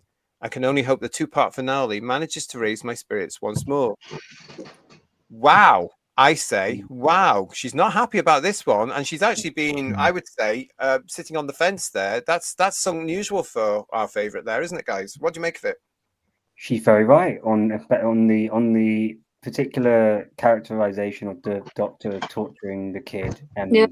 I think she makes a lot of very, very the same kind of valid point that a lot of us have made. I think it's I just think the Doctor. We've seen the Doctor torture or attempt to torture a Dalek in Dalek, but there's a whole episode is around basically Rose telling him like you've gone too far. What are you turning into? And that is built up on the backstory of the Time War, and there's a real good lead up to that moment. This it just comes out of nowhere. Like there's no justification for the Doctor ever, especially in his post-therapy, torturing literally torturing and enjoying it. It was so sadistic, and it was a good minute you're watching him just go torture. You get the impression he would have finished him off. Yeah, yes. He only walked into the room and said, "Doctor." I mean, she didn't actually really scold him for his behavior, not in the way that Rose did to him in Dalek, for example. I think it's terrible writing. There's no logical explanation for why the Doctor behaved the way he did. The Doctor is generally, he's a very forgiving person. You would imagine that the Doctor in this instance would have been sympathetic to the Hellions' situation, and he would have tried to persuade not acting with eye for an eye in terms of violence, and actually saying, maybe he would try and help expose the corporation they did, rather than say, kill them. It's so anti-Doctor what the Doctor as a character to behave in that way. And the fact that it's annoyed her so much is usually so positive. Don't know how it must have touched something in her. So she clearly has some understanding of what makes the Doctor, and it touched a nerve, and that's why I think she reacted that way, in the way that it touched a nerve probably with anybody who understands what the Doctor is watching him do that. I think I'm probably giving Russell more credit than he deserves, but I think there's probably more to come that may explain this. But I think they should have planted, if there's a change in his character, should have been planted more through the season so far. If you remember the bit with the guy who was an embryo at the end, and then they laughed at his death, that was a character as well. Whether or not they're trying to plant something, but they've not done it well enough because they can't write it properly. There just wasn't the context. There wasn't the context. There was the context in Dalek. It made total sense. And although disturbing and quite unsettling, it didn't come over as wrong. It came over as it worked. The problem with last night was, in my opinion, the story wasn't properly concluded. There's no way the Doctor that we know from our childhood and into the new series, in my opinion, would have ignored the fact completely that the corporation had done what it done to that planet without exposing them publicly and making them do some sort of reparation. That just did not, in my opinion, work at all. And the lack of sympathy he showed to Kid, when they do give a bit of a backstory, not enough in my opinion, but they do give a bit of a backstory that has no name because his mother was killed by them before she even had the chance to name him. I don't know, the whole torture thing was disgusting. It was disgusting. I'd like to say hello and welcome to Who Views to Wanda. This season is a payoff of the Bribery generation, which is in itself a payoff of the entire Doctor Who lore from 2005 to now. It's a good point. Thank you for joining us.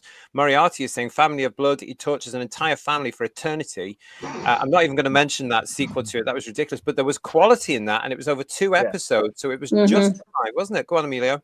I was going to say, I've seen people on Twitter bringing up the family of blood. The thing is, the Doctor, his first thought is to originally hide from the family.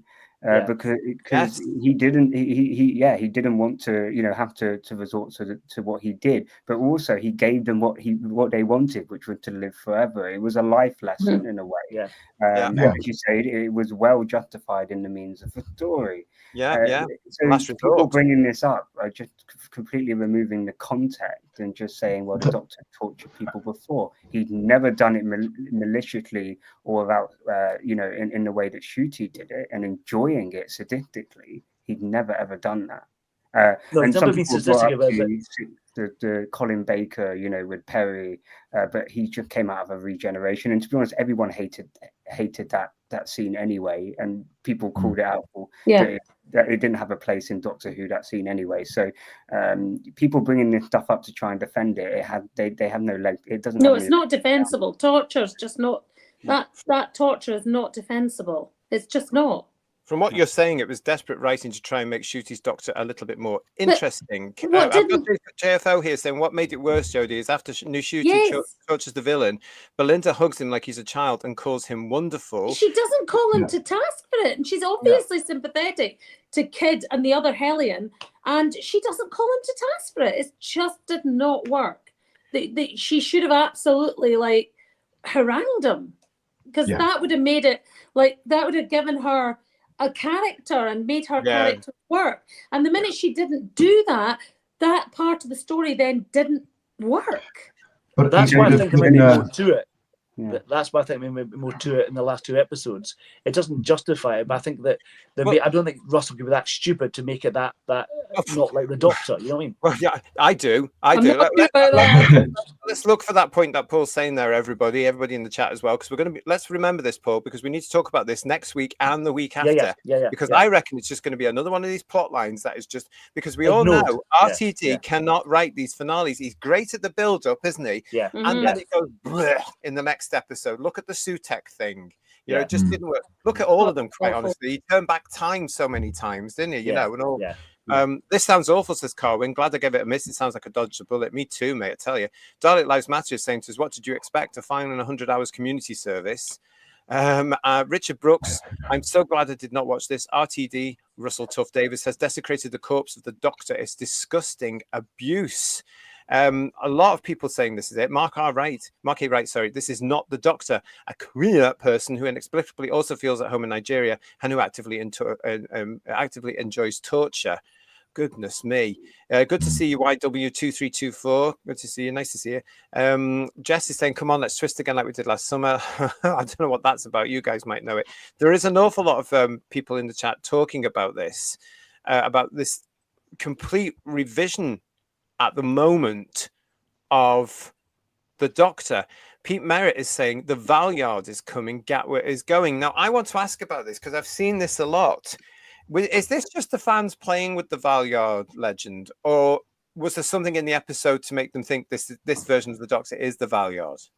I think it's just fan speculation. I mean, I don't know the rest of the guys who watched it. I didn't see any Valyard hint at all, but the Rani was shoehorned in, so it wouldn't surprise me if the Rani's the boss, the Valyard's the boss, But guys, I've got to check out this one from Heretic, who's saying there was a super chat. I haven't seen it. Yeah, JT, what's going on tonight? We've had 2 actually. You read one out from Mark Greaves, and then he popped another one in straight after. So we must call Mark Greaves first. He gave us another £5. Thank you, Mark. I have a theory. None of the Time Lords are dead. They're just in hiding from this insufferable Belinda. I have to agree with that entirely. And Heretic gave us a super chat for £2. Thank you for that. Thank you. Remember RTD said, new start, nothing from classic. Yes, which is And what it's we've very been true. saying that all season, haven't we? And Emilio But then just he's said, brought back the "Yeah." Rani. That's just ridiculous. He's brought back Yeah. everything. He's brought back those two schoolboys that go past that girl in the opening scene of An Earthly Child that go, oh, Ah. you know, he's brought those back probably. It's He brought must back be my about head. 90 now, aren't he? It's brought back my head. Disturbance Film TV. Thank you very much. Theory: if Mrs. Flood's brainstems were damaged to the point of death, is the Doctor's also now damaged, leading to regeneration in the finale? Well, we on this show, we do expect a regeneration at the end of this series. That'll be in 2 weeks. Marie UK, thank you for your super chat. This episode sounds like a glimpse inside RTD's mind. I would hate to see this. I would hate to see inside his mind right now. David B is saying to us, the torture scene was arguably the worst in the show's history. I don't understand why they've put this in here. Here it is here. Michael Hallett, yes, the evil crap. Rory and Cheryl, shooty as the Valyard. Cody W1 with the thing, Doctor Who ended in 1989. Stop watching this. Yes, no, this is another pick from Pete Ferreira. Susan Twist is confirmed for the finale as well. This is what I'm saying. What if that is the twist of the tale? What if Susan regenerates into Susan? What if that's the real case? What if it's a bi-regeneration? It could happen. What if he confirms that Susan is a Time Lord and she's bi-regenerate? Because that's what he loves now. Superlev is saying RTT doesn't have the brains to write the Valyard. John D. Retired is with us. Was DisneyWho? Oh, no, we can't put that one out. Sorry, I must really read to these things. We've got a lot of you in the chat tonight. Thank you so much. PTA is saying to us, the Doctor will be the Valyard and Tennant will return to defeat him. No, he's not. David Tennant, he's been absolutely 100% firm this week. He is not coming back to Doctor Who. That means he is. It. No, honestly, I might put, it's not brilliant and I don't like talking about it, but I might throw it into headlines at some point this week. It's nonsense. Thank you very much, Kirst. That's brilliant. Tennant is at home, says Austin Woods, washing his tights. Still doing the garden, probably. Well, you can come and do mine. I've got a load of wheels. YW2324. Yeah, I've officially given up on this new era. I'm not going to go read. I'm now going to go read more of my Doctor Who books soon. Way more entertaining. Or if you can get access to You and Eden. Paul Richards. Hello all. I am watching. I hate the bi-generational crap. It takes all the impact out of the regeneration. Turns it into a goofy, silly event. Yeah, absolutely. What else? Oh, there's so many of you in the chat. Keep it coming, everybody. I am struggling to keep up with you, but I do. And thank you for your super chats. We've just sorted out, so Kirsty's got access to them now as well, so she can keep in touch with it as well and make sure I'm all. But they're not coming up on my chat. I think it's basically because my chat may have slowed down because we've got so many of you with us tonight. Thank you very much for all 418 of you in the chat with us at the moment. Wow. It's great to see you. Welcome to Who's Views. If you are new to us, please subscribe. If you are not new to us, please make sure you are still subscribed and keep those chats coming. So that was Asiya and her rather surprising take on last night's story. I'm still rather shocked about what you're telling me about what's happened to the Doctor in this. I am very shocked to hear you guys telling me that he was on the point of MURDER. I don't know what we can say and what we can't say anymore. I'm just shocked you didn't mention the 5 Doctors and Dimensions in time for the last appearance of Susan, because I've got good authority that Big Ron's in the finale. I'm just saying that. God bless him. Well, we've mentioned it. Well, actually, listen, guys in the chat, solve something for us, by the way. How many times did Gatwa cry in the episode? Because the guys seem to think once. I wasn't there, so I can't tell. I mean, this is it's I drifted off. I don't game. remember. How many times did he cry, guys, in the chat? Please pop it into the chat for us now. Why hasn't Susan regenerated, says Austin Woods. Well, Austin, it goes back to the point that we don't know she's a Time Lord. She is a Gallifreyan, we know that, but not all Gallifreyans are Time Lords. That goes back to the original series. If you're a Gallifreyan and you're clever enough, basically, you get the option of testing out for the Academy. If you get into the Academy and you are very good and you pass all your exams, you are given the gifts of a Time Lord. Now, whether or not this reboot version has changed all that, I can't tell. But if you go and look at proper episodes, including things like the 5 Doctors, Arc of Infinity, the Invasion of Time, all of them, basically, the Deadly Assassin, everything, you can actually see that there's 2 tiers. The Invasion of Time really does show it clearly. Gallifreyans and Time Lords. It just shows respect for Caroline Ford that they haven't changed her. They've kept her as she is. Yes. That's the thing. You know? Yeah. Shaboogans, they're called, aren't they? The They were. The Shaboogans. Or just Gallifreyans, because the Gallifreyans that just worked Do you remember? Some of them worked or drank coffee in in Gallifrey books. Do you remember? In Arc of Infinity, there was in a lovely Gallifrey books then. That is lovely. Way ahead of its time. Doc Cotner's Razzle says Rory and Cheryl and Friends too. It made me laugh. Oh gosh, lots of you telling us now. I can't remember it. If he cried, says P. Ferreira. Belinda cried, but the acting was really bad. I'm not surprised. I don't think he did cry. He did didn't. cry, yeah. Did they? Oh God. That were teared at once. Not sure if they were teared. So he did. Forbidden Man saying guess twice. You're all confused. Everybody's saying. Lex is saying twice. Gav B is saying nowhere near as often as I did. He didn't cry when he was torturing that guy. I think he seemed quite happy at that point. Really? Oh, I hate the sound of what they've done. He was quite good at that, I have to say, which is quite interesting, quite telling. Yeah. You know, I'm going into the next episode expecting. Well, I can't tell you live what I'm expecting the Doctor. He's hard as nails now. Yeah. And yet I've seen the outfit he's wearing in the next one. It suggests he isn't. 3, if you include Space Tier Freezing, says Rick Storm. He did cry when he held Gary. Who's Gary? Oh, right, okay. Oh, and here's Paul Rose saying, JT, he didn't cry, but had a tear in his eye at the end. But he did say babes. I'm not doing a babe game. Anyway, well, let's do this now because we have got the result from last week's crying game then. Kirsty said that he would cry once. Paul went 3 times. Amelia went twice. Ian went once, and I went twice. So there you go. So if you said once, you get a pencil next time I see you on the chat. But there you Gallifreyans are long-lived. That's pretty much all we know. There was a fantastic book in the Wilderness Years, everybody. You can still get it, I think, in certain places. It is well out of print. It's well worth looking out for. It's called The Gallifrey Chronicles. And it was written by John Peake. Yeah, I remember that. Yeah. Brilliant. And that's why I had a problem with things like by generation, gender swapping, and all this other stuff that the new series has done, because it's very clear in the Gallifrey Chronicles what the Time Lords should be, all based around the stories we saw in the original Who. It's classic. If you can find it, it's called the Gallifrey Chronicles. Well worth hunting down. Brilliant book. Absolutely brilliant. Philip Roy is saying to us here, no real tears, but his eyes watered a few times, but it could have been his tight trousers. They were pretty tight. That's a good point. Yeah. Yeah. Susan has Artron energy, so should be able to regenerate, says Matthew Pounder. That must be coming from the new series. Not necessarily. Regeneration. Is that our energy provider then, is it? Yeah. It could well be. Okay, well, let's get on to this now because where are we up to? Yeah, let's get into this because we've talked about her enough and it's now time to bring her in. I'm surprised that a lot of people were surprised at this because this has been rumored for over a year now that Carol Ann Ford was going to make her return to Doctor Who. I'm very surprised that she was in the TARDIS. Now, you guys are now telling me these sort of flashback sequences or something. What was the story here?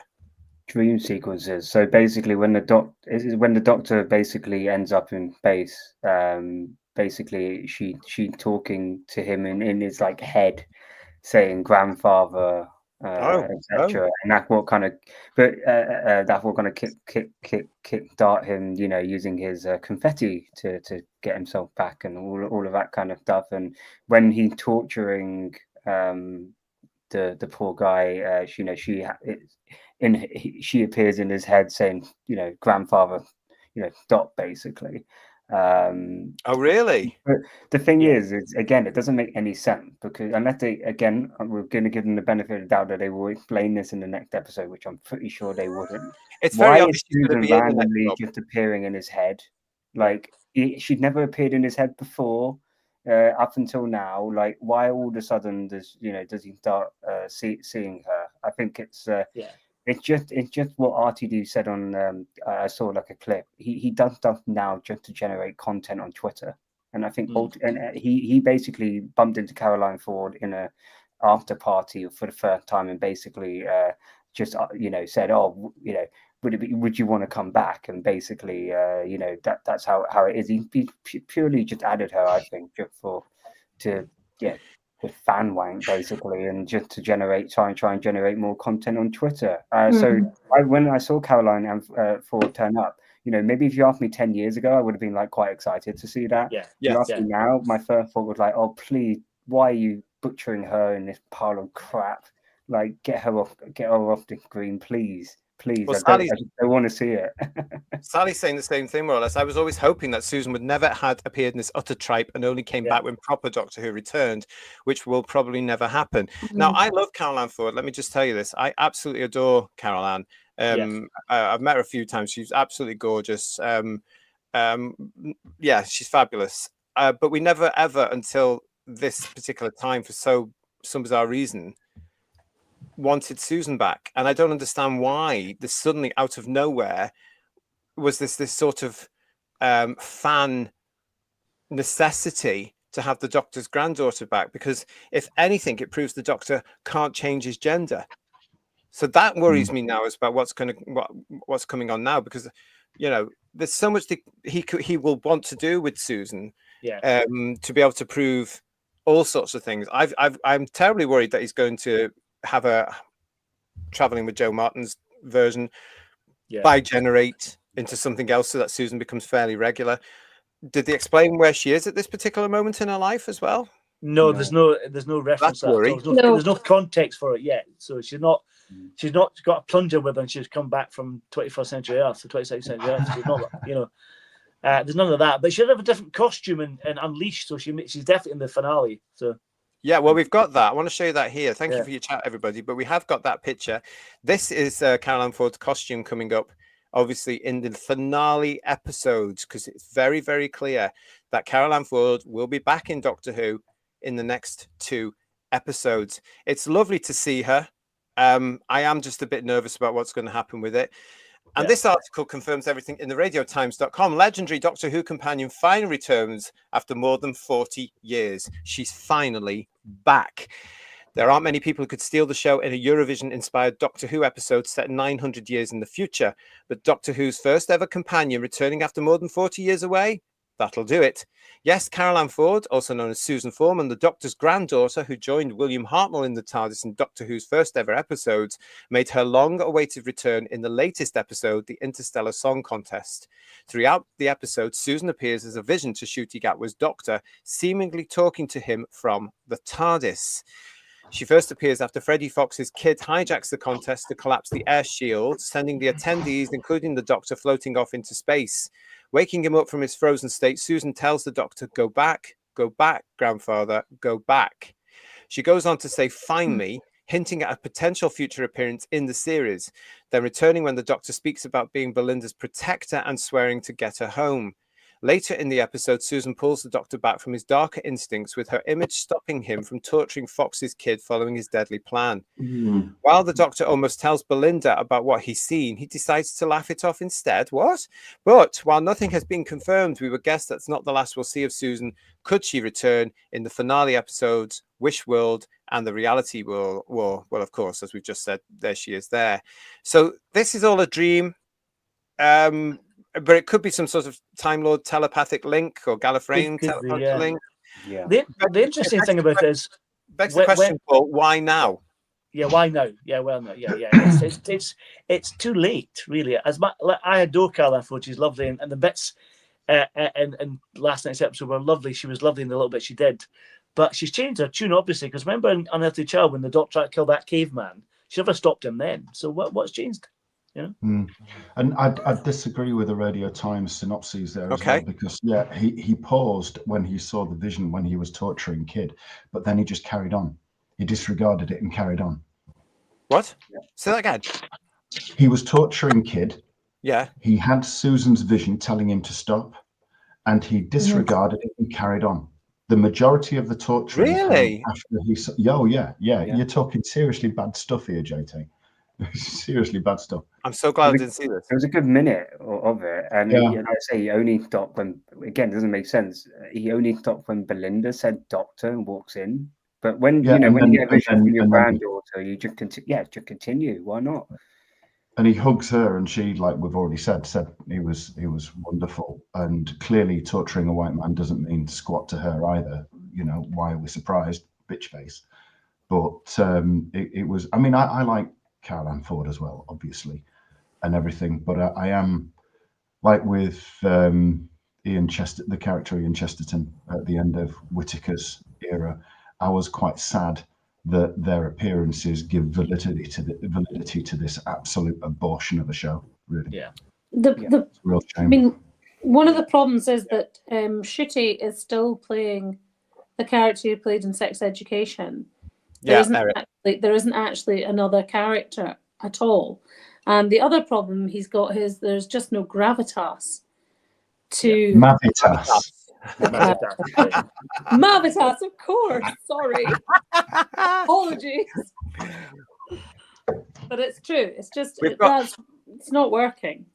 Just Jordan is saying she was mentioned in The Devil's Chord, wasn't she? She was, and this is why we've known this is something they have worked into it, you know. But who watched that? No one. Again, for the not-wees, this is going to alienate them, you know, because Susan's such a long time ago. God love her. P. Ferreira, they still need to explain who Susan's parents are. No. I'm going to disagree with you there. Please do not explain anymore. It's called Doctor Who for a reason. It's very obvious that it's Susan's Mr. and Mrs. Foreman, for God's sake. You know they are. But... Yeah. But also, if you follow it, the Doctor is her grandfather. We don't need to know about his children. No, it's meant to be mysterious. He's meant to be mysterious. It went for 60 odd years without it mattering one jot. Absolutely. Exactly. This was always the thing about Susan, wasn't it? There's a mystery there. Let's keep the mystery intact. Why do I feel that they're gonna blow it all out of proportion? I mean, you almost get the impression she could have been someone who he rescued from Gallifrey for whatever reason, and he was trying to protect, like almost like a witness protection thing. You almost get the impression it could have been something like that, but you never knew, and that was part of the attraction. That's what's important about it. It's called Doctor Who. Lex Kane is saying to us, Susan would have been good in the day of the Doctor, but not in this era. They've ruined the character. Woodhouse 122, Susan should have come back in Twice Upon a Time. Matthew Pounder is saying to us, Gatwa needs to buy, generate, and leave. Minkin 2 is saying the Susan reveal would have been better if they had the young Susan on the original TARDIS calling Doctor, whilst glitching to older Susan in the new TARDIS. Well, that's well, it's funny you should say that. There's a rumor doing the rounds that there's going to be a hologram of Hartnell in the finale. So God. Austin Woods, Leela is a time lady, right? She appears as one in some Blu-ray special feature. I'll have a relooked at that. No, Leela isn't a time lady. No. The Blu-ray special feature with the Dalek thing is just the promotional stuff. If you want to call it part of the series, you can. Personally, I don't. But Leela isn't. She's a human being derived from generations of human beings on another planet that the Doctor finds in the face of evil. She's a warrior as well, but she was left on Gallifrey. Yeah. She just lives there, that's all. She just lives She's there a as a Gallifreyan. presenting female. She married a Gallifreyan called Andred. A male of his. Who she knew for 5 minutes. Yes, exactly. So anyway, there you go. I fear, said Julianne. Julianne saying to us, I fear RTD has a cynical reason for bringing Susan back. I am not. I'm getting worried now. Terrified monk grandfather. I think she meant to say grandparent or grandperson, says Terrified monk. Again, says Dalek Eye, how many young Who fans will know who Susan is? Well, they didn't. It makes me think because the younger ones who are so into this, they're the ones that have been really petitioning for getting Carol Ann and Susan back. And I don't know why. And it's only a minority. No offense to Carol Ann. I love you. Always have. Love you. But we were all quite happy of our age to leave Susan where she was and never exploit the mystery anymore. It's exciting that you're back. I'm looking forward to seeing what's going on. I'm just worried they're going to, like they've done with everybody else, get it wrong. Get it wrong. If you're going to bring Susan back, it obviously it has massive personal ramification for the Doctor. And if you're going to introduce it to a new audience, you need to build it up both in stories and the I would say in drama and the emotional aspect in the proper way to bring her back. You don't do it in a kind of haphazard. Here's Susan, and one basically line in The Devil Core where he talks about her. It's just, again, you need to build it up properly. Now, you could build it up, for example, again, you would probably be stealing from RTD1, but you could build up the fact that, again, he's on his own, right? And you could build up over the series the feeling of loneliness, and, maybe there's hint that, potentially his granddaughter could still be alive, that he feels regret for, never going back to see her. But you could build it up properly and then have some, payoff on it. But, that's if you wanted to do it. I agree with you, JT. Personally, I think like leave it to the audience's imaginations, you know, to wonder that. But if you're gonna do it, spend time doing it properly. You don't bring someone like Susan back and just introduce her the way that you do. It just yeah. Do you know where I think this may have started from as well? There was that lovely scene in Capaldi's last season where he looks in the study that he's in at the desk, and there's a picture of Carol Ann and a picture of River Song. Yeah. Now, if they were going to bring Carol Ann back with anyone of the new reboot, I would have had Peter Capaldi, because he knew the importance of the character, and because he had a certain sway with the script, to an extent, he would have kept it respectful and would have kept Moffat in line. Under this one, anything can go. Andy, thank you so much, Andy Radart, for your super chat. Belinda is Susan. I hope not. Where's this coming from as well? Belinda, the new girl, the new companion, who we don't know, who seems to be weak as water. We're on this particular episode, towards the very end of the series now, on episode 6. We still don't know her. We don't know who she is, do we? Just need to run around. What a selfish cow as well. The first thing Andy. I thought, what about me? What about me? I'm stuck. Yeah. So when basically for context, JT, when she realizes you know the doctor's basically up in base, you know, floating there, thinks that he's dead. Her first thought, and there's a lot obviously, she's meeting other characters in the space station. Her first thought is you know, who's gonna get me home? And and then why is she floating up then? Because if I remember, is it she hit the ceiling inside of the she was inside the seat area where I saw a picture of those fairground things we used to have, which are not allowed anymore, where you went whizzing around, you're like, what the waltzers, you mean? Yeah. That's it. Moriarty is quite rightly saying, sorry, Emilio, continue. We've seen his mother talk to Wilfred, so the mystery has been unraveled by New Who, says Moriarty. You're quite right. Go ahead, Emilio, sorry. She's just so obnoxious. She's so irritatingly annoying. Like, she's so self-centered. And I think I think Jodie, you kind of like, you know, why didn't she scold the doctor at the end? Yeah. Probably because she sees him as her only way of getting back. It's purely self-centered. He's a designated driver, isn't he? Exactly, the designated driver. She's not actually, like, there's nothing to relate to the character apart from I want to get home. And then even in the episode when, you know, people have just died, right? Or if you think people have died, your first thought is about yourself. Lovely. What a nice person. It's hypocritical writing from everybody here. Let's get through some of the chats here. Reverend Steve Armoray, hello you. Of course, Susan's mum was a Chinese Time Lord and her dad was a black woman who had a bi-regeneration. Yeah, we can all assume that is fine. Daryl Joyce is saying to us, if RTD is turning the character evil to make him the Valyard and end the series completely, isn't he basically just riffing off the Last Jedi, the awful Last Jedi, including the being frozen in space scene? Yes, you mentioned that earlier, didn't you, Emilio? There we go. Terrified Monk is saying, spoilers, I haven't got that far in Leela's story. Oh, come on. Sorry about that. Oopsie. How many years ago? I'm so sorry. That's very good. Mark A. Wright is saying, we learned that the Doctor had some fun with Graham Norton at Brighton Pride. Oh, give over. Don't be daft. Yeah. However, we don't learn which incarnation, surely not Hartnell. What? He went, what?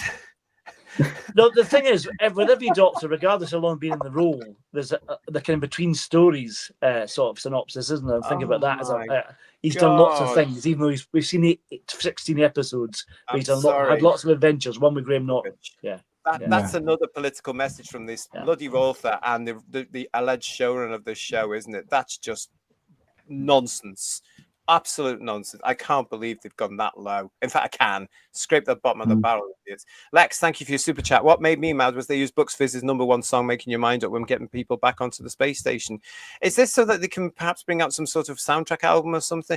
Actually, I was going to ask them, what were the songs like in this? Because apparently Murray Gold made up some songs. Okay. Didn't get that much. I mean, there was that Cora character that did this Hellion song at the end, which is supposed to brought everybody back together and, you know, wonderful, blah, blah, blah.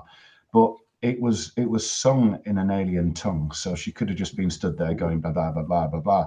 And I think it would have probably had more impact if some inconsequential. She was a Hellion that had her horns cut off by someone that we never find out. No. No.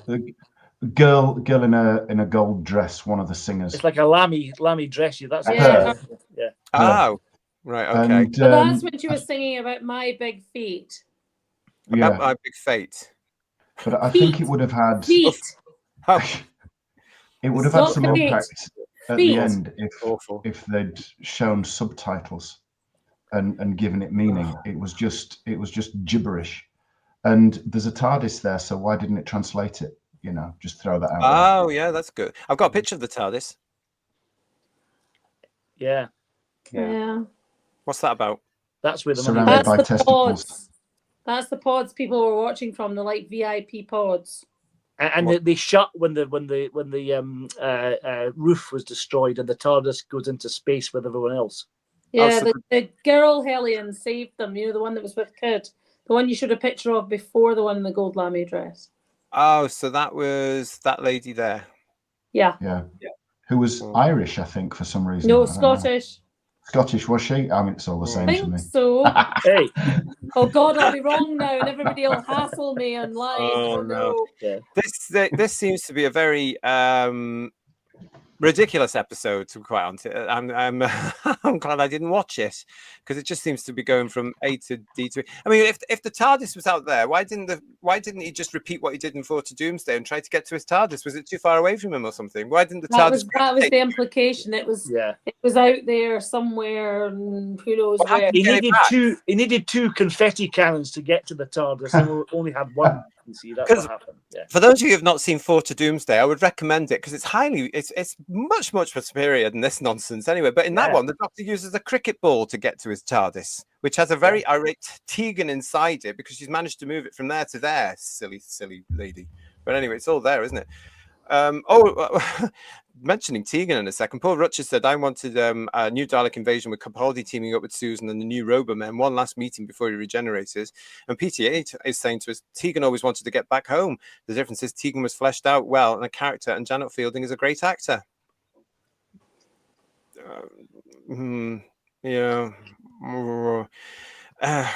What can I say? it just Moving on. Yeah, moving on. Yeah. Disturbance Film TV. Bucks Fizz, you got to speed it up. Was the reference to them getting everyone back from frozen space so quickly? Austin Woods was saying the TARDIS landing gear was broken. Oh, that explains it. Yeah. Oh, well, how did they get the TARDIS back then? And one of the crew of the space station retrieved it for them, or somebody did or something. Yeah. Oh, how Peladon.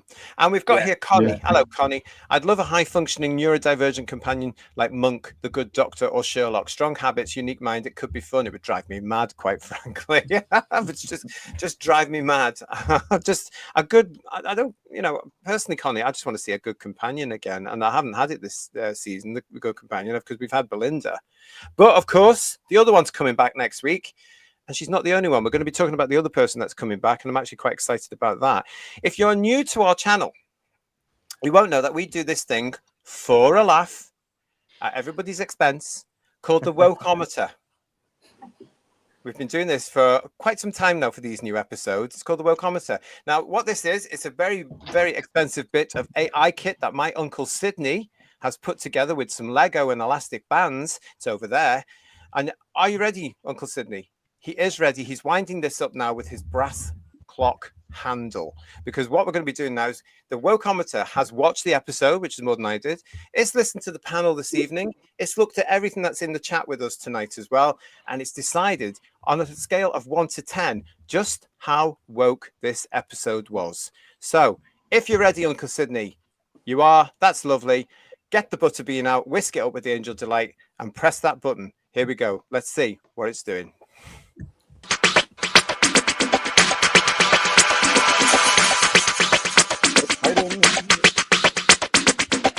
Number 4, everybody. First number 4. Look in the chat.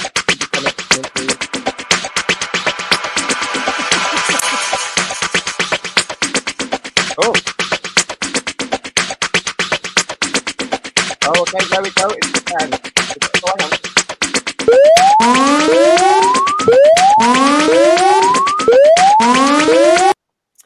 There we go, then, everybody. It was an off the scale. Off the scale. I mean, is that fair, you guys? You think? Yep. Absolutely. Absolutely. Oh, well, there you go. The Will Commentator's Law. What we got here? It's going on fire again, says Noel. Marie said 10. Angel Delight, says Julianne. Butterscotch, Julianne. Yum, yum, yum. 10 plus, says Matthew Pounder. 103, said Matt. Jane Smith said 10 as well for that one. Oh, my goodness. If all the human race, says Austin, and Earth die on May the 24th, how does Rylan live on? I don't know. Was that answered? No.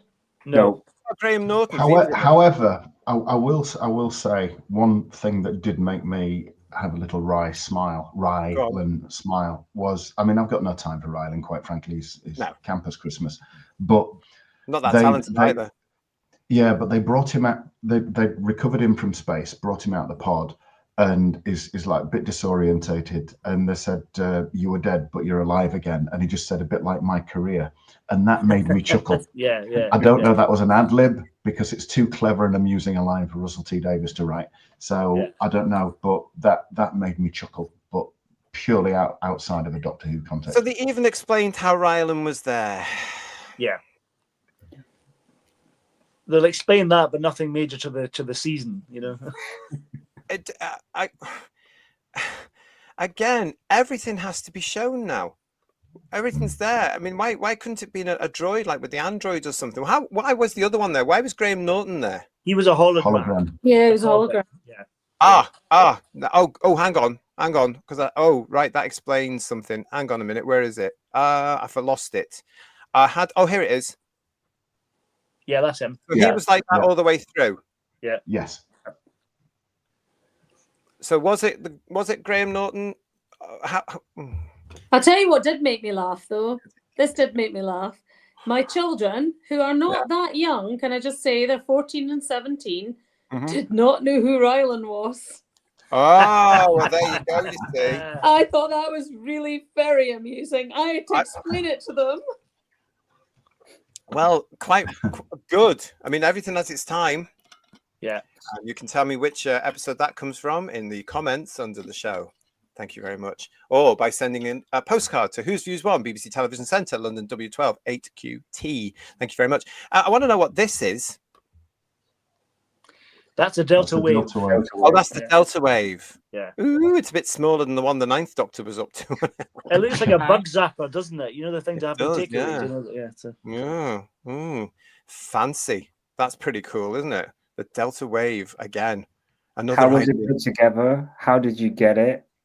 Because if everyone had delta waves, you get some mad psycho just killing loads of people. I mean, come on, it's meant to. You can get them all on Amazon allegedly, can't you? That's the thing. Prime delivery. That was much a smaller one, so that was maybe Temu, wasn't it? Really? Possibly, oh my goodness! Oh my goodness! They'll just leave the door and run away. That's what happens, isn't it? Another aspect of what we do here on Whose Views, if you're new to us, is we have a couple of games, all of which are coming up for you right now. The first one we're going to be doing is the crying game.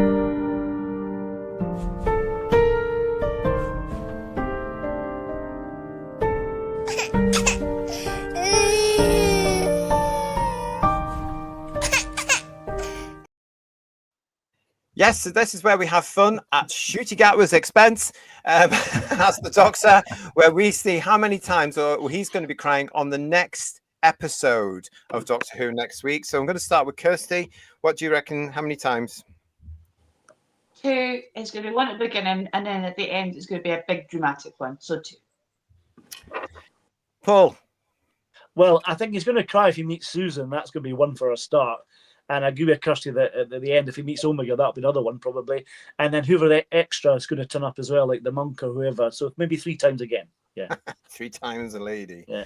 All right then, Jodie, what are you thinking he's going to do? I'm going to go for 2.5. I'm going to go for 2 cries and a welling up. If you want to play along in the chat, as some of you are doing, put them in. I'll have a look at that a little bit later on the show. Third Doctor Ian, what are you saying? Well, listening to Jodie, I might go for 4.25. 4 cries and a lip quiver. Good game. Right, okay, yeah, okay. And Amelia, what about yourself? I'm going to go for 4 cries, 1 for each of the unholy trinity and 1 for seeing Susan. Oh, Goodness me. He's going to be a husk by the finale. That's why he's going to Yeah, yeah. regenerate. He's a husk. That's it. This is why you He's regenerate. dehydrated. That's it. Yeah. I'm going to keep this. I'm going to keep it nice and simple for myself. I'm going to say 1. He's going to 1. Pete Merritt's just said 1 there as well. Oh no, he hasn't. He said. Oh no, he said a few more. maybe Lots of you in there. he's the crying Time Lord because he's going to bring back the Time Lord race with every tear. Oh God! I can see that being in the script, Jodie. He could I actually don't know. write it like that. Sorry, I think he could. I think he could write it like that. I'm still confused now. The Time Lord's back, or are they not back? How did the Rani escape the Time Lord? It's all. He's only got 2 episodes to resolve this, plus You know all what the plot lines that go back to the David Tennant reboots with the Star Beast. Do you know what it reminds me of? It reminds me of the sum up. JT, you'll remember this because you're of an age, so you, Paul. Oh, thanks. Yeah, sorry. It reminds me of like summing up an episode of Soap. Oh yes. yes, Yeah. yes. You used to love that. Yeah. You used to Yeah. love it. Yeah, Yeah, they had a puppet as well, didn't they? they did. Yeah, the dummy they had. That was Yeah. It's yeah. a puppet. Yeah. Another article that caught my eye, Who viewers, was this particular one from The Guardian, Doctor Who The Interstellar Song Contest, Season 2, Episode 6 recap. As a song contest on a space station descends into terror, Ncuti Gatwa gives his most disturbing performance yet, and the Doctor in rage mode is terrifying. For an episode that started out like a joyfully camp romp into the world of Eurovision, Juno Dawson turned in a script that truly had ice in its heart, in just the way the Doctor told Kid that the Time Lord now has ice in his hearts. Doctor Who stories often feature alien invasions, conquest, destruction, and the desire for revenge, but they have seldom so bleakly painted the determination to carry out a mass casualty terrorism event. That in turn provoked one of the most extreme reactions we have ever seen from the lead character. It was all quite an abrupt turn tonally in an episode that felt fun but thin for the opening act. It had a larger ensemble cast to play with than some other stories this season, although it was fortunate that separated, both the Doctor and Belinda found themselves trapped with somebody who turned out to have technical expertise working bits of the space station. The episode tackled several big themes at once. The rapacious capitalist exploitation of a planet to harvest a product, widely held dismissive and racist attitudes to an entire species, the pain of Miriam Teak Lee's character having to endure mutilation in order to fit in and participate in society, and the Doctor's judgment that none of these things in turn could justify the actions of someone with a, quote, cold, filthy heart, unquote, that just likes to kill. Before all that was the colour rush of watching the contest unfold, your mileage may have varied here depending on how big a fan of Eurovision you are. Who could have guessed that Rylan would have more than a brief cameo? His self-depreciating persona was perfect for the part Dawson wrote for him, allowing him to roll with the jokes about his teeth in his career. It continues, but perhaps the hardest thing to make believable was that any of the alien interstellar contestants and their songs from the future were as outlandish as some of the creations we on Earth at the real event. What if Doctor Who did Eurovision in space, but in the middle of a terrorist attack? Last season's interactions between Ruby Sunday and the Doctor relied on the audience taking at face value that they had become the best buddies off screen. The relationship between Belinda and the Doctor has been much more convincing. She looked genuinely taken aback when she witnessed the Doctor going into rage mode for the first time, and he was only ultimately held back when he saw his actions reflected in her expression. And then there was Carol Ann Ford, who played William Hartnell's first Doctor's granddaughter in 1963 in the show's very first episode, seemingly on board the 15th Doctor's TARDIS. Last season had teased a return for her, only to bait and switch the viewer that it was Sue Tech, not Suzanne, all the clues have been pointing to. But there Susan was. What can it all mean? The faceless robot guards were a classic Doctor Who background trope. Extras deployed to deliver a bit of firepower, but no real thrill. It was the Doctor who was by far the most frightening thing here. Gatwa has clearly had swagger, style, and charisma to carry off the lighter side of his character, but here, for the first time, he was really able to flex being the oncoming storm, the Time Lord victorious, the one thing you never put in a trap. In both his conversation with Kid over the video link and the subsequent extended torture scene, Gatwa passed this doctorly character test with flying colours. Is it really too much into the fact that last week, out of the blue, we saw Poppy, the captain from Space Babies, and this week the product driving the narrative was Poppy Honey? Probably. And there was dear old Mrs. Flood, actively surveilling our heroes and clearly readying to put her dastardly bi-generation plan into action. Any feedback on that one from The Guardian? How is Belinda a convincing character with Shooty? I don't get that because I've not seen it. Neither do I. I didn't see it last night. Me neither. And Shooty Gatwa cannot pull off dark. For sure, he cannot pull off dark. He comes across, the Doctor comes across in this, or the so-called Doctor comes across at like an activist, like one of the just Doc Oil people that made roads. It was like a petulant anger. It was childish anger. It had no, you wouldn't. It's a dog with all bark, no bite, and that's he hasn't got the gravitas. Nor did the story serve up, as we said before, a justifiable reason for him to behave the way he did. But when he was doing it, all I saw was, it's activist Gatwa getting angry and being vicious, just like the ideology that he loves and he loves to spout. A lot of you saying that The Guardian would, of course, rave about this episode. Yes, of course they would, because it ticks all the boxes, this one, for them, doesn't it? David B saying to us here, the Christmas episode will be with Tennant, who will do the actual regeneration to the next Doctor. There is no Christmas episode, Guy. They haven't filmed one. And this was all done last year. As we keep reporting on headlines, David, at the moment, Bad Wolf is dark and no news on a brand new series for next year at all. So nothing's coming at this moment as we are broadcasting live on the, what day are we on? The 18th of May, 2025. There is no new series on the way and no Christmas special in the can. Andy Radart, thank you for your super chat. Shooty's Doctor is a paper tiger. More of a paper pussycat, to be honest. Yeah. Chibnall era is great by comparison. At least it's Doctor Who, said Rob. And Julianne is saying to us, it sounds like Dawson projected onto the Doctor. Raymond Williams, another mystery box that's going to be a load of bollocks. I'm just very concerned now that there's too many questions that he's set up and he can't deliver. He didn't deliver last night. He didn't sort it. And yet this could have been part one, Jodie, of 3 episode finale. It wasn't a complete story. He keeps forgetting to tie up all the extraneous strands of story that he creates, and then he doesn't sort them, and that works now and again, but it's unsatisfying if it's a constant theme. Yeah, definitely. I really hope I really hope, guys, that the Rani is responsible for bi-generation, like it's an experiment or something. Well, didn't he write it with some sort of myth in Time Lord mythology, and it's happened. It's happened to him, and now it's happened to the. Did the Which Rani is terribly react convenient, by isn't the way? it? Yeah. Did the Rani react to the bi-regeneration? Because that's something she wouldn't tolerate. She was annoyed. That was She was annoyed about. Well, at least he got that bit right. Right, listen, we're going to move on now to the ratings game. Who viewers in the chat, if you want to, this is where we actually guess what rating it's going to be for next week on the overnights only. This week, of course, it scored 2.57. Are we going higher or lower next week? Let's see what the panel are going to say with the ratings game.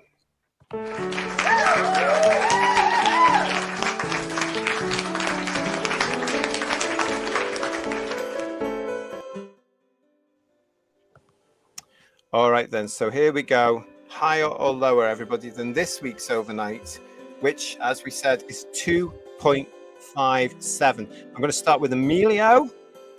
You're going higher or lower for the next episode? Oh, lower. It hasn't got the footy and hasn't got Eurovision to try and bump up the viewers. I think we've been tracking recently around about the kind of 1.5 to 1.6 mark. I've probably going to say that because you tend to see that the finale tend to get a little bit of a bump, I'll go and say 1.7. Emilio is going lower with 1.7. Third Doctor Ian, higher or lower for you than 2.57? For the same reasons as my esteemed colleague has said, it doesn't have the lead in, it doesn't have the programme afterwards. It'll be much lower. I'm thinking something like 1.47. Ooh, lovely. Jodie, higher or lower? I'm still going to go lower, but I'm going to be a wee bit more optimistic and go for 1.95. Jodie's going for 1.95 and a lot of optimism. Yeah. Paul. Well, I'm hoping that the audience don't leave their TV on and go out the room when it's on, so that'll count for more views like they did yesterday. So I think it'll definitely be lower, probably 1.5, some of that. Yeah, 1.5. 1.5. Could this be the first time Paul ever gets anything right on the ratings game? I very much doubt it. Find out. And Kirsty. 2 million. Oh, dead on. Yeah, bang on the money, 2 million. 2 million. Everybody's gone lower. You're all going lower in the chat as well. Examples: Bill Lowry 1.45, Ben Casey 1.2, Just Jordan 1.52, Mark A. Wright 1.98, The Forbidden Man 1.3, Marie UK 1.99, 1.6 million from David Hart, 1.7 from Dennis Barker. It's bank holiday weekend next week, says David B. Thank you for reminding me. Another English bank holiday there. 1.7 from John Roberts. I think they'll hope the ratings will pick up from the cliffhanger boys and bobs, hoovering up all the FA Cup Rani fans. Big crossover, says Tim Kins. 1.2 many, said Jason Parker. 1.9 from Gilliam. 2.5 from Pete Pereira. Mark Greaves, congratulations on buying from a certain website a copy of the Gallifrey Chronicles. I hope it's the hardback. I hope I've given you the right name. I did give him the right name, Paul, didn't I? Yeah, that sounds right. Yeah. A big hardback book. 1.85 from PTA. And Rob is saying too many. Glenn Piper, 1.5. I'm going to agree with Glenn. Sheila B in the Devotions is saying 1.6 and Carwin 1.2. I'm actually going to agree with Glenn. I think it's going to go back to 1.5. We will soon find out. It's exciting. It's sad days that we're actually going this slow. We'll find out next week on the ratings game here on the channel.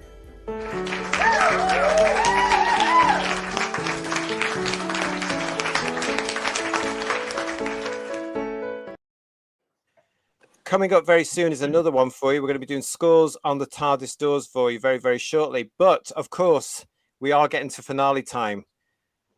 Oh, so where are we next week?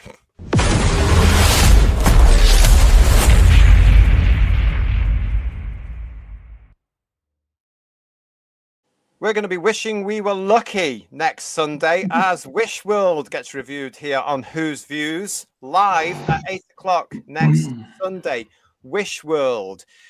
Of course, this will deal with the return of the Rani, the return of Susan, and possibly everybody else.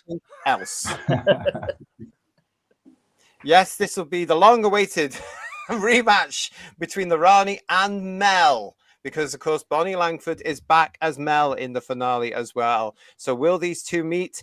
Of course they're going to, because RTD is not going to let that go, is he? He's not going to let Mel and the Rani not have a scene together. I've got my Mel action figure ready for it. Look at that, everybody. Da-da. Hello, Rani. There she is. She's gone off ready to get it. But yeah, also from his Instagram, from RTD, speaking of whom, next week, Wish World. Enemies old and new unite as the Doctor faces the unholy Trinity. There is only 2/3 of the Trinity. The two Ranis count as one, because I say so. The third is lying in wait, exactly 160 years away. So stand by. This is the big one. First of a two-part finale. The Pantheon is stirring. Madam years. Old friends are helpless, and the whole of reality is in danger as we hurtle towards May the 24th in the Rani's most terrifying experiment yet. Pity the fate of poor Frau Zufall, and remember, a message is calling across time and space. Tables don't do that. Sounds very exciting, don't you think? We'll soon see. There's that tumbleweed going past again, everybody. There goes. Oh. Yeah. 160 years in the future. 160 years in the future would take. And it's an old face. So who's that? Who could be 160? 2185, which you know, we saw the calendar in Dalek Invasion of Earth was 2164, and they'd been in charge of Earth for a while. So I think it's the Slither. Yeah. Oh, Duncan the Funky Evans is saying to us as well, Bonnie should pretend to be the Rani this time. Oh, but that's all coming up for you, obviously, on our on our review live next Sunday. We're nearly there, everybody. We're nearly there. We've got 2 more to go. But for now, I'm going to ask you all to start in the chat. Scores out of 10, as I ask the panel for their scores on the TARDIS doors.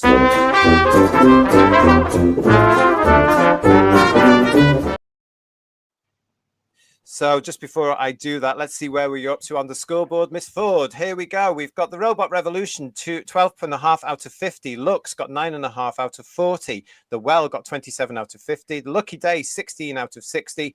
And the Story in the Engine got 1 out of 50. That was Kirsty's fault. I'm just saying that now. That was for the production only.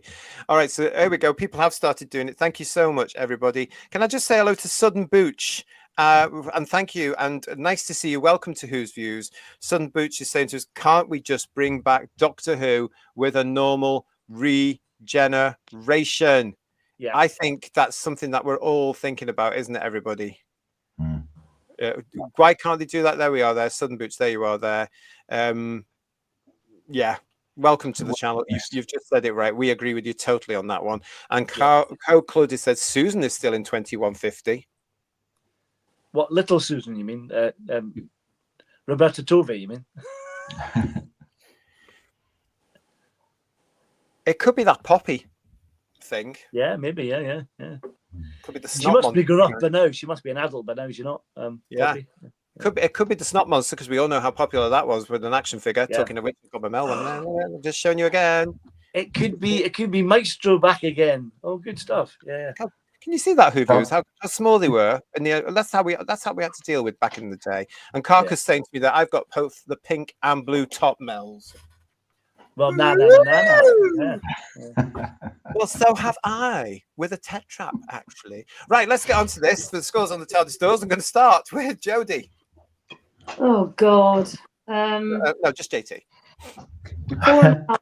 I'm being very generous. Go on. 4.5. God, that is generous. Right, well done. 4.5 from Jode. Well done. Third Doctor Ian. Oh, Yeah, I'll wake up. you came to me quicker than I thought there.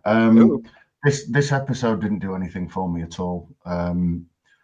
Thinking about it, I'd get more excited about an urgent recall for a prostate exam, quite frankly, with a doctor with really chipped nails. So on that basis, I can't. Thank you, Kirsty. On that basis, it was atrocious. The torture scene was unacceptable. Nothing. I'm not going to give it anything. I can't condone crap like this. That's a fair point. Emilio, what are you going to give the scores on the TARDIS doors? I'm going to give the same of what I gave last week, which is a big fat 0. And mainly that because last week it wasn't a Doctor Who story. This week, the Doctor behaved completely out of character, and they no longer seem to know what the Doctor character is. Probably because it's been butchered so much. Yeah, I will never give this story anything more than a 0, just purely on the torture scene. But to be honest, there's nothing else that really justifies the story being good. The fact is, we all knew that everyone was going to survive. No, there were going to be no actual stakes or no threat. The villains had to be again a kind of heterosexual white male, basically. Yeah, what else can I say?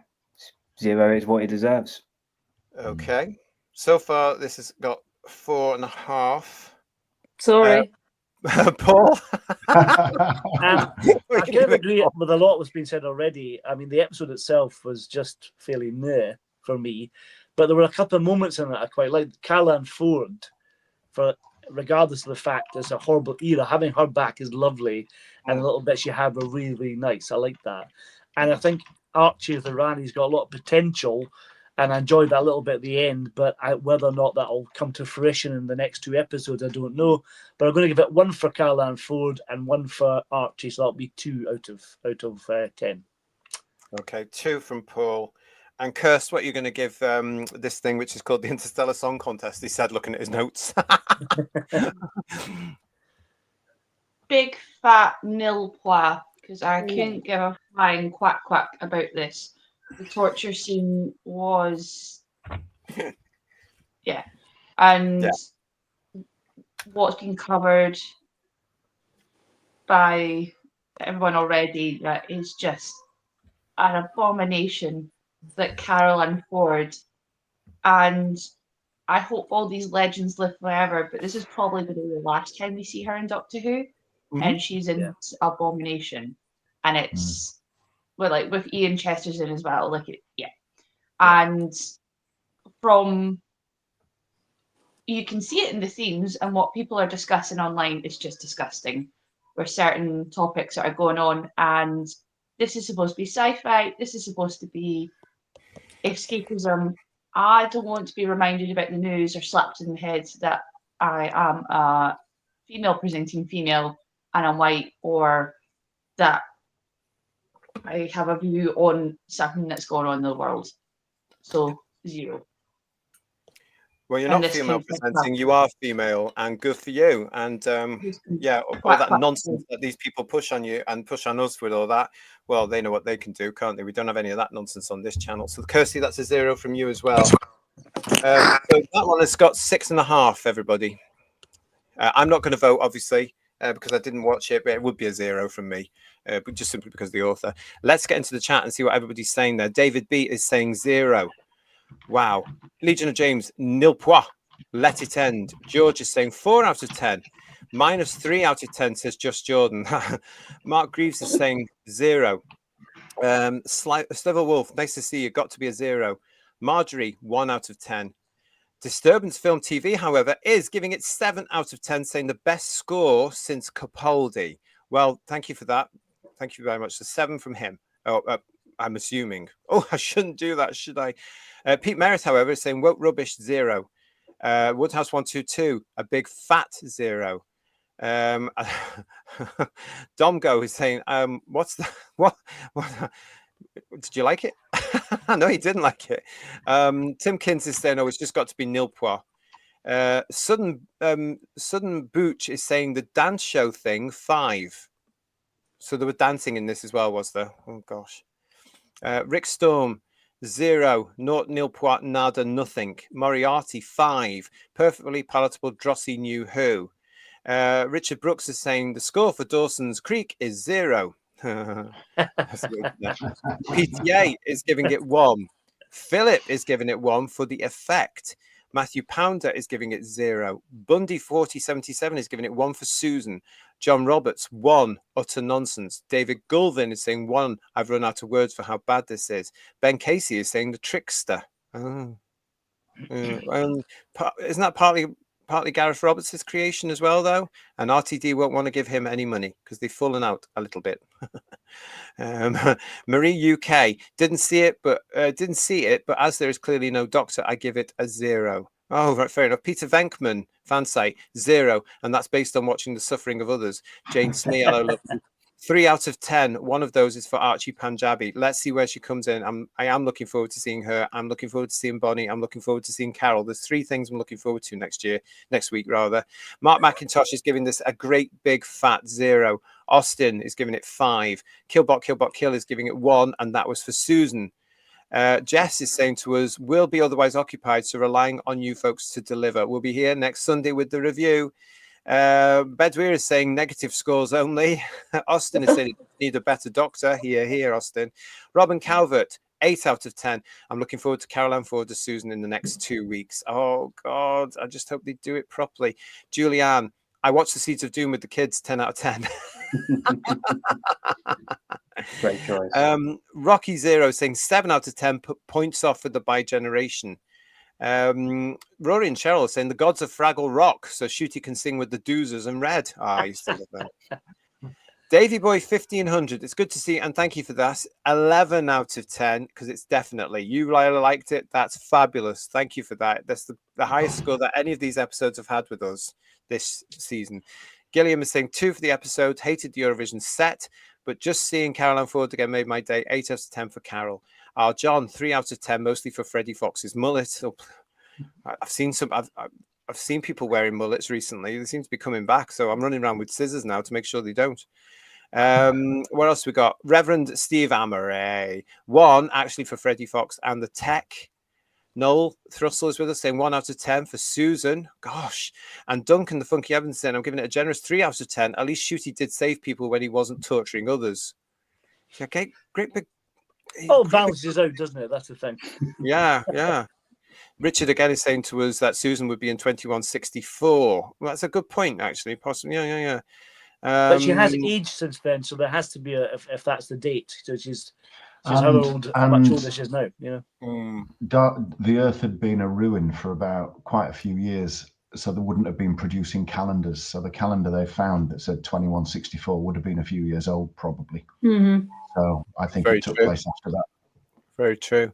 I'm always lucky. I'm with some of the best people on the podcast as the Forbidden Man. Thank you so much for that. And yeah, everybody's great in the chat. Thank you all for joining us tonight. We've had a great response tonight. Mark Milford is saying 1 out of 10. Julie Wendy, 0 out of 10. And that's being kind. Oh, bless you, Julie. Paul Rose, 2 out of 10. Woke trash, nonsensical. Derek Hart saying 1 for the story, but 5 for Return of Caroline Ford. Sudden Boots is saying to us, it's like somehow they made 2 villains by this by generation, yet the acting has nothing on the master. Fair enough. 0 out of 10 from Lex. It's the end of the Doctor Who 2-parter finale. It's just Groundhog Day of last year's finale. Okay, we will soon see. Yeah. And fan 01-ish, the Doctor will die at the end of this series, and they will have to bring back Tennant or the fugitive Doctor to regenerate. Oh. Anything's possible now. Anything is possible. What else we got here? Ben Casey is saying 6 out of 10. 2 out of 10 from Rory and Cheryl. Thank you very much for that. Davey Boy, again, giving it a 10. Oh, and Derek Hart is saying what I say here. Bring back 25-minute episodes and the proper cliffhangers. I've always saying that as well. Davey Boy is also saying to us, we're deluded. LOL. Well, we had a drink. The Carcass is saying, haha, I've even got the green K9. So have I. And the Daleks are forever saying 10 out of 10 for the display of the writer's psyche. It answers some niggles I had about the TQ cult. Did it really? Oh, that's interesting. That's interesting to know. Let's have a look. What else we got here? Any more for any more, everybody? And David Boy is saying to us, stop watching it. Well, it's called Doctor Who, and I think possibly we are desperately trying to think it might get better, Davey. But we've come this far now. The series is ending in 2 weeks, so Mama Ray's no quitter. Yeah. What she said. Oh, and Lex, thank you for this, Lex. Another super chat. Also, they copied the Marvel film type post-credit scene. Yeah. What's that mean? What's that mean? What happened? So the credits were happening. You go watch the Marvel movies that you finish the movie, you might do a credit, they'll start the credits, and then it Oh, will I see what you mean. That annoying thing. Yeah, Yeah. I hate that. And they're in a coffee shop or something. So what was this one? Mrs. Flood. Well, they went back. They used the coordinates, didn't they, to go back to May the 24th, and the TARDIS went all red again. Then there was noises outside, and the doors exploded in. Yeah. And it cut to the theme tune, and then immediately cut back to the space station, where the last one to come back was Mrs. Flood, who then brainstem regenerated. Yeah. So when I pick this up next week in Wish World, the TARDIS is going to be in some sort of vortexy thing or something with the wind coming in and close to the Well, bell. the doors exploded with flames, didn't they? Yeah. So it was proper explosion rather than just, Oh. They'll do previously on Doctor Who. That's what they'll do. So I think, Yeah, something like that. You They'll have can to. only hope that it's killed them all. Yeah. G35 is getting it 5 out of 10. Some of it worked, but bad missteps with the Doctor's characterization and biogeneration. And Mark Greaves is saying, is the two Ranis surname Cray? I see what you did there. Very good. Philip, Roy is saying to us, saying the Doctor's never touched anyone repeatedly, so yes, it's out of character. However, I think it'll be explained in the next 2 episodes. So does Paul. Paul thinks that as well. Let's find out. 0 out of 10 from Stephen Braddock with his Emperor Dalek sketch there. I watched the Doctor die last night. He turned into a vindictive, hateful character. Even Susan couldn't stop him torturing Kid. If it wasn't for Belinda, he'd have been a murderer. Hashtag not my Doctor. And the Carcass is saying 5 out of 10. It tried to be Doctor Who, but failed. Felt that, again, it relies on special effects rather than the script. 1 out of 10 from Kev Gresham. Nice to see you, Kev. I hated this one. It's not Doctor Who. It's all about sending the wrong messages. I'd agree with that because they're all weird, aren't they? They're all over that side and just completely ignorant, actually. And Kip Ellis, good to see you, Kip. Daleks don't enter the Interstellar Song Contest. That was my big take from it. Okay. Did they get mentioned? Farsight is saying absolute 0 out of 10. I don't need to watch it, says John Mason, to know it's a big fat 0. And Jess is giving it a 7 out of 10. The concept was good, but as usual, the end product failed, writing and the editorial. Yeah. And Jason Parker saying to us, I know I did not watch this, but I'm giving it a 0 because with this season and every episode, once I have seen one, I have seen them and all. I've heard Caroline is in this. She deserves so much better. Craig Dunlop saying it was dreadful, 0.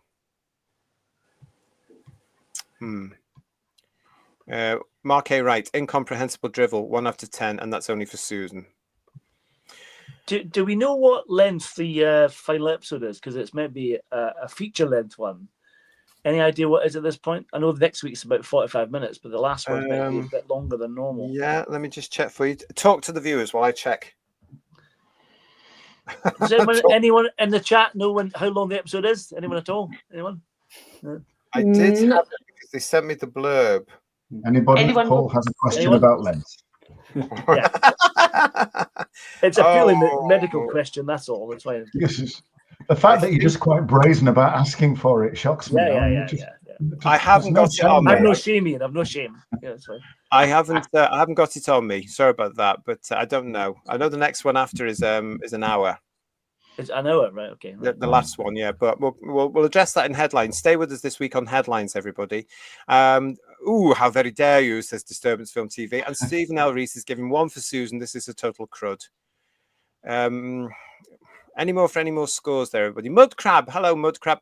I like that they remembered the earrings on Flood when they split in 2, but they also kept using Mavity like they were clever. So yeah, 1 out of 10. Marine Boy, yay, Marine Boy, hello to you as well. 1 out of 10.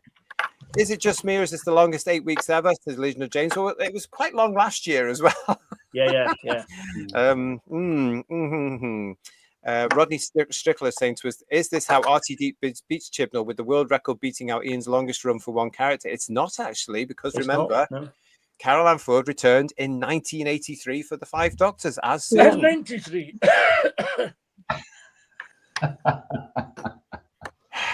He's going to get blocked, you know that. He's going to block you. I'm off his Christmas card list, I know that. You're a very naughty boy. Dalek Lives Matter, 10 out of 10. Well, for what? Are you playing with the JT there? Are you having a little left there? Are you Dilly? Are you having a little left? How do you mean that one? And 7 out of 10 for Time Lapse. Right, we're going off on one there, Steve. Thank you very much. Derek Hart is saying 1 for the story, and it's just for Carol. She's very welcome back. Everybody's loving the fact that Susan is back, Carol Ann is back. And John Stonefield is saying, I've just bought John Peel's Gallifrey Chronicles. Cheers for the recommendation. I'm off to listen to The Holy Terror with Colin Baker and Robert Jezak.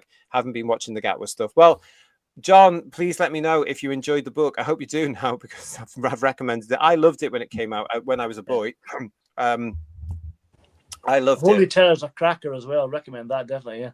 Yeah, it's not a bad one, that one either. But yeah, there's lots of information there, which is, where all the information about the Time Lords came. But bear in mind, it came out before all this nonsense is done, and they've added to it. I wish they'd read the Gallifrey Chronicles by John Peel. It would make it all a lot easier. And Glenn Piper is saying to us, the Rani came in when the show was dying back in the late 80s. She returns at the end of the new series era. Is history repeating itself? Well, don't forget, Mel's there as well. Not that I'm saying it's all down to Bonnie. It's not, because we love Bonnie. We love her. And Sheila B in the Devotion saying 0 out of 10, just going by the reviews. It's Colin Baker in next week as well. That might. What are we saying here? Yeah, Pete Merritt saying Jodie is rumoured for the finale. We talked about this in one of our headlines as well, because Star Whovian did send us a lot of lists of things he's heard about, the majority of which have come to fruition. And one of them was Jodie Whittaker would make an appearance in the finale. So let's have a look at that, shall we? I'm still waiting for the Bobby Ewing moment. Yeah. Yes. We're gonna have to wait for that, Julie. I'm really sorry. Yeah. What else? Any more in the chat? If not, we'll go call it there. Time Saver 93. Nice to see you. If they mess up Susan, the last real mystery, true. That will be it for the show initially. No comeback at all. That's a good point. That is a good point, and you're right. I think you're right there. Time Saver 93. It's all right. Digital Pollution has been with us as well. Didn't watch it. I was done after the last one. Yeah, last week. Yeah. And Lex is saying it's 50 minutes. There you go, guys. The next one's 50 minutes. Thanks for that, Lex. Thanks for looking it up. That's too long, says Captain, my captain. Yeah, that's what I was thinking. Yeah. And Lex is saying it's 73 minutes for the finale. Right, there we go. Oh, good God. Oh, never get that time back. You realise that, don't you? Yeah. Let's have a look. Any more? Stevie and Jeannie Thrith, it's nice to see you. Well, at least Mrs. Flood wasn't the master again. Well, not so far anyway. Yeah. Don't forget as well, of course, that the next two will be on in 2 weeks' time at the cinema. If you've got your tickets for that and you're going to see it, I hope you have a great time. Please let us know if you are going to see it and if you are going to, sit there with all those people. Let us know in a couple of weeks. Okay. Enjoy the popcorn. It will be the best bit. Sorry, Emilio. I say enjoy the popcorn. It will be the best bit. We've got PTA saying I've changed my score from 1 to 0. Ooh. And I've got Sinbad movie on Blu-ray with Tom Baker, says Lex Kane. It's a super chat. Oh yeah, I saw that yesterday in the shop. I thought, oh, should I buy this? Fantastic. So don't forget Wish World is next week, and then the week after it will be on at the cinema along with the final episode as well. Now the final episode in 2 weeks' time, of course, is being shown at the same time, including on the iPlayer, all over. So on BBC One, the iPlayer, and on Disney Plus, it drops at exactly the same time. There is a big event coming in that episode. It's very, very, very, very obvious that something big is going. Will it be a regeneration? Will it be somebody being bumped off? But something big is happening in that. That's the reason that they're allowing it the release at the same time all over, so that the millions and millions and millions of people who are watching this series can enjoy the ending of this show together, and that there's no big spoilers. You might have to put your milk figures in the microwave. I'm just saying that now. We don't know what it's going to be, but it's on the way. Stay with us here on Headlines, everybody, because, of course, as we build up to this, we are going to be looking at everything that's going on in the world of Who. For Headlines, which will be back this week, we will be back with our review of Wish World, 8 o'clock next Sunday here on the channel. To Kirsty, to Paul, to Jodie, to Third Doctor and Emilio, thank you so much for being part of the show tonight. It was really good. I have now come away really thinking I'm glad I didn't watch it. I wish I had. Great fun. See you all next week for that one as well. Thank you for watching us tonight. Huge show for us tonight. Over 400 people were watching this show tonight. I am absolutely thrilled, and I'm sure the guys are as well. That is fantastic. Our biggest audience yet. If you're new to the channel, please do subscribe to the channel. If you have subscribed, please make sure that you are still subscribed and keep checking that every now and then. And ring that bell for notifications when we go live. I personally, over the next 3 weeks, I'm expecting an awful lot of stories, which means that Headlines could drop on the channel at any time. Stay with us. From all of us here, ta-ra. We'll see you soon. Bye, everyone. Yeah, everyone. Bye-bye. Bye. Bye. Bye.